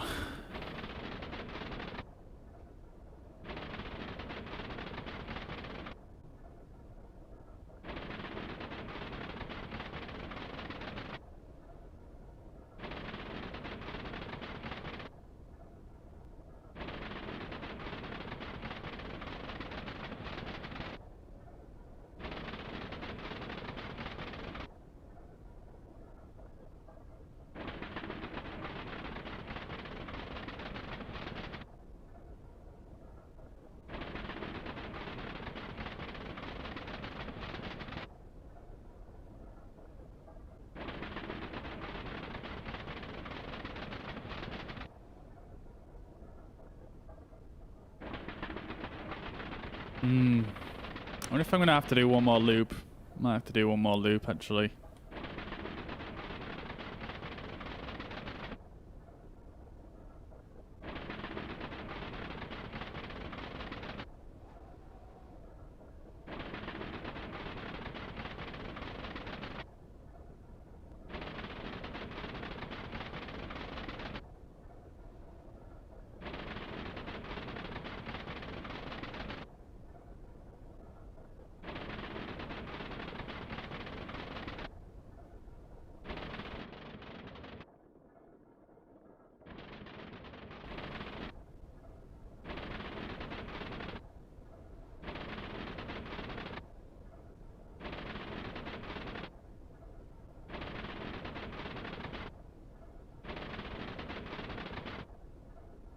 That's it.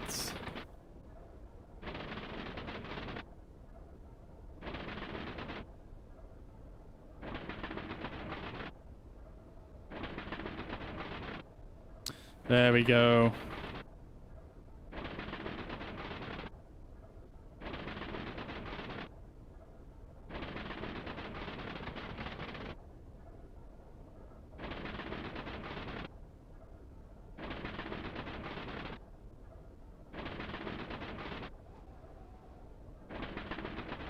Look at this view though. That is absolutely unbelievable.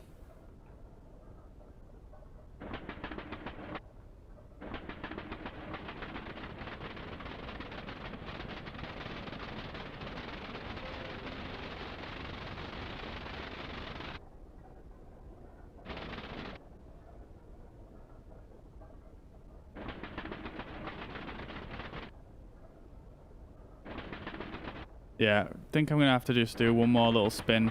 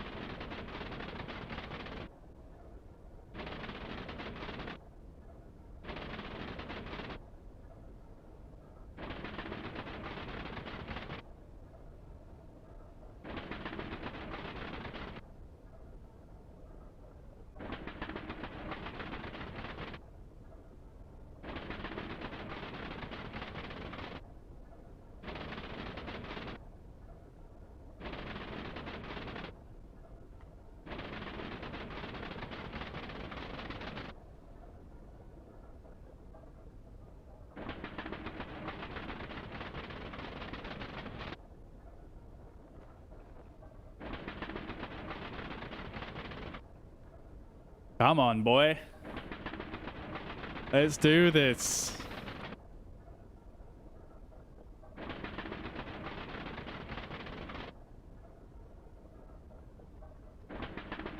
This is looking pretty good, I think.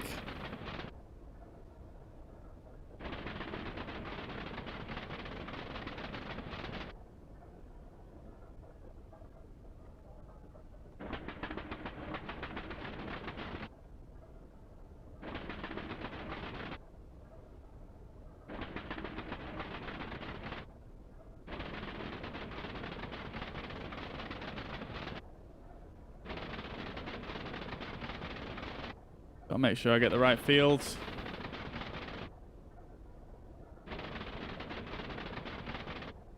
Need to swing out to the right a little bit more.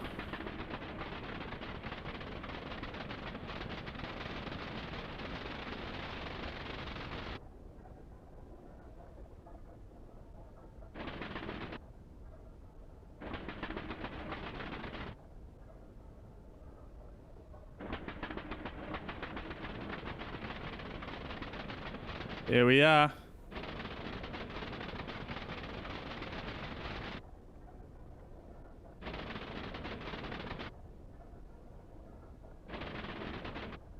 Oh, are we a bit high?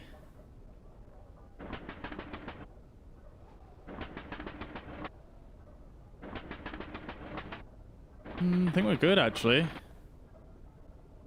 gonna cut the engine all the way now.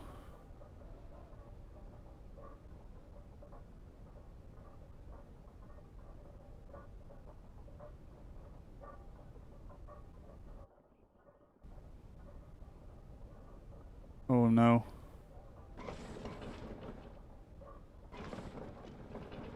Ignore the planes, ignore the planes, ignore the fence. Oh!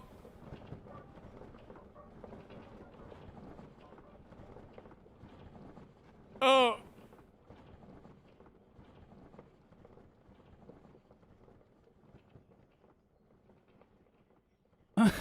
We've done it! Let's go! Woo! Woo! Beautiful. I'm going to take that as a landing. I mean, like I said earlier on, bottom line is, you know, I feel like a lot of these fields, they're just not appropriate for this aircraft, but I think that counts, honestly. I think that's fine. I think that's fine. We did go through the fence, but we did clip this plane on the way past. We clipped this plane on the way past as well, but I don't think that's too bad. I don't think that's too bad. What we got? What is this? Interesting. Yeah, I'm going to say that counts. I'm going to say that counts. I know we went through the fence. I mean, maybe I was a little bit hasty with the landing. Maybe I should have maybe done one more little circle round and got a little bit lower down and touched down earlier. But hey ho, we are still learning here. But yeah, I'm gonna just slew the plane over by the lake here. Oh, I'm totally lost.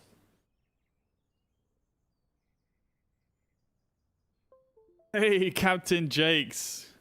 Welcome back, mate. Yes, I did get it. Yeah, it was Captain Jakes. I was watching last night, and he was playing with this aircraft, and that's what made me brought it to my attention, essentially, that it had come out, and I'd been waiting for this one. So yeah, it was a no-brainer, really.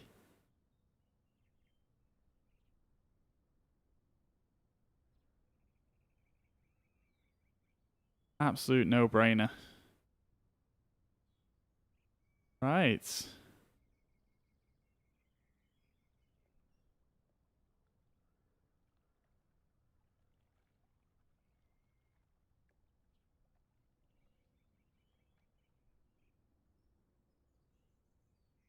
Oh dear, I've messed up the exposure there. Can't remember what the keybind is for that. There we go. Yeah, let's get one final shot here, and then we're gonna call it a day, guys. And we're gonna call it a day for today. It's been a lot of fun. Hell of a lot. What is going on with the sun up there? It's going a bit crazy.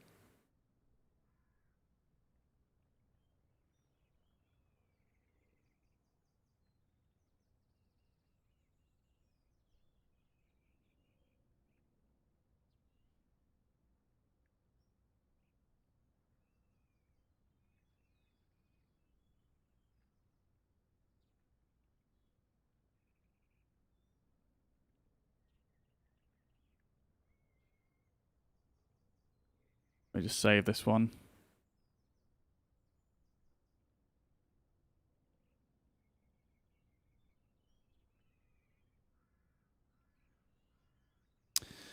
But yeah, mate, it's been a lot of fun. a lot of fun today. Really, really enjoyed this aircraft. If you've been watching the stream and you're kind of on the fence about whether to get this or not, 100% just if you can part the cash for it, 100% recommend it. It's just a beautiful, beautiful rendition of this aircraft, and it's got, it's just a very, very unique experience. Exactly like Wing 42 says in the chat there. It's just a different way of flying. You have to relearn a lot of techniques to fly the Blériot. And it's just a lot of fun. And if you like doing a bit of sort of VFR kind of stuff like we've been doing today, I think honestly, it's maybe not as reliable, and it's definitely more challenging than a lot of the other VFR type aircraft in this game. But it just adds another element to VFR, I think. I do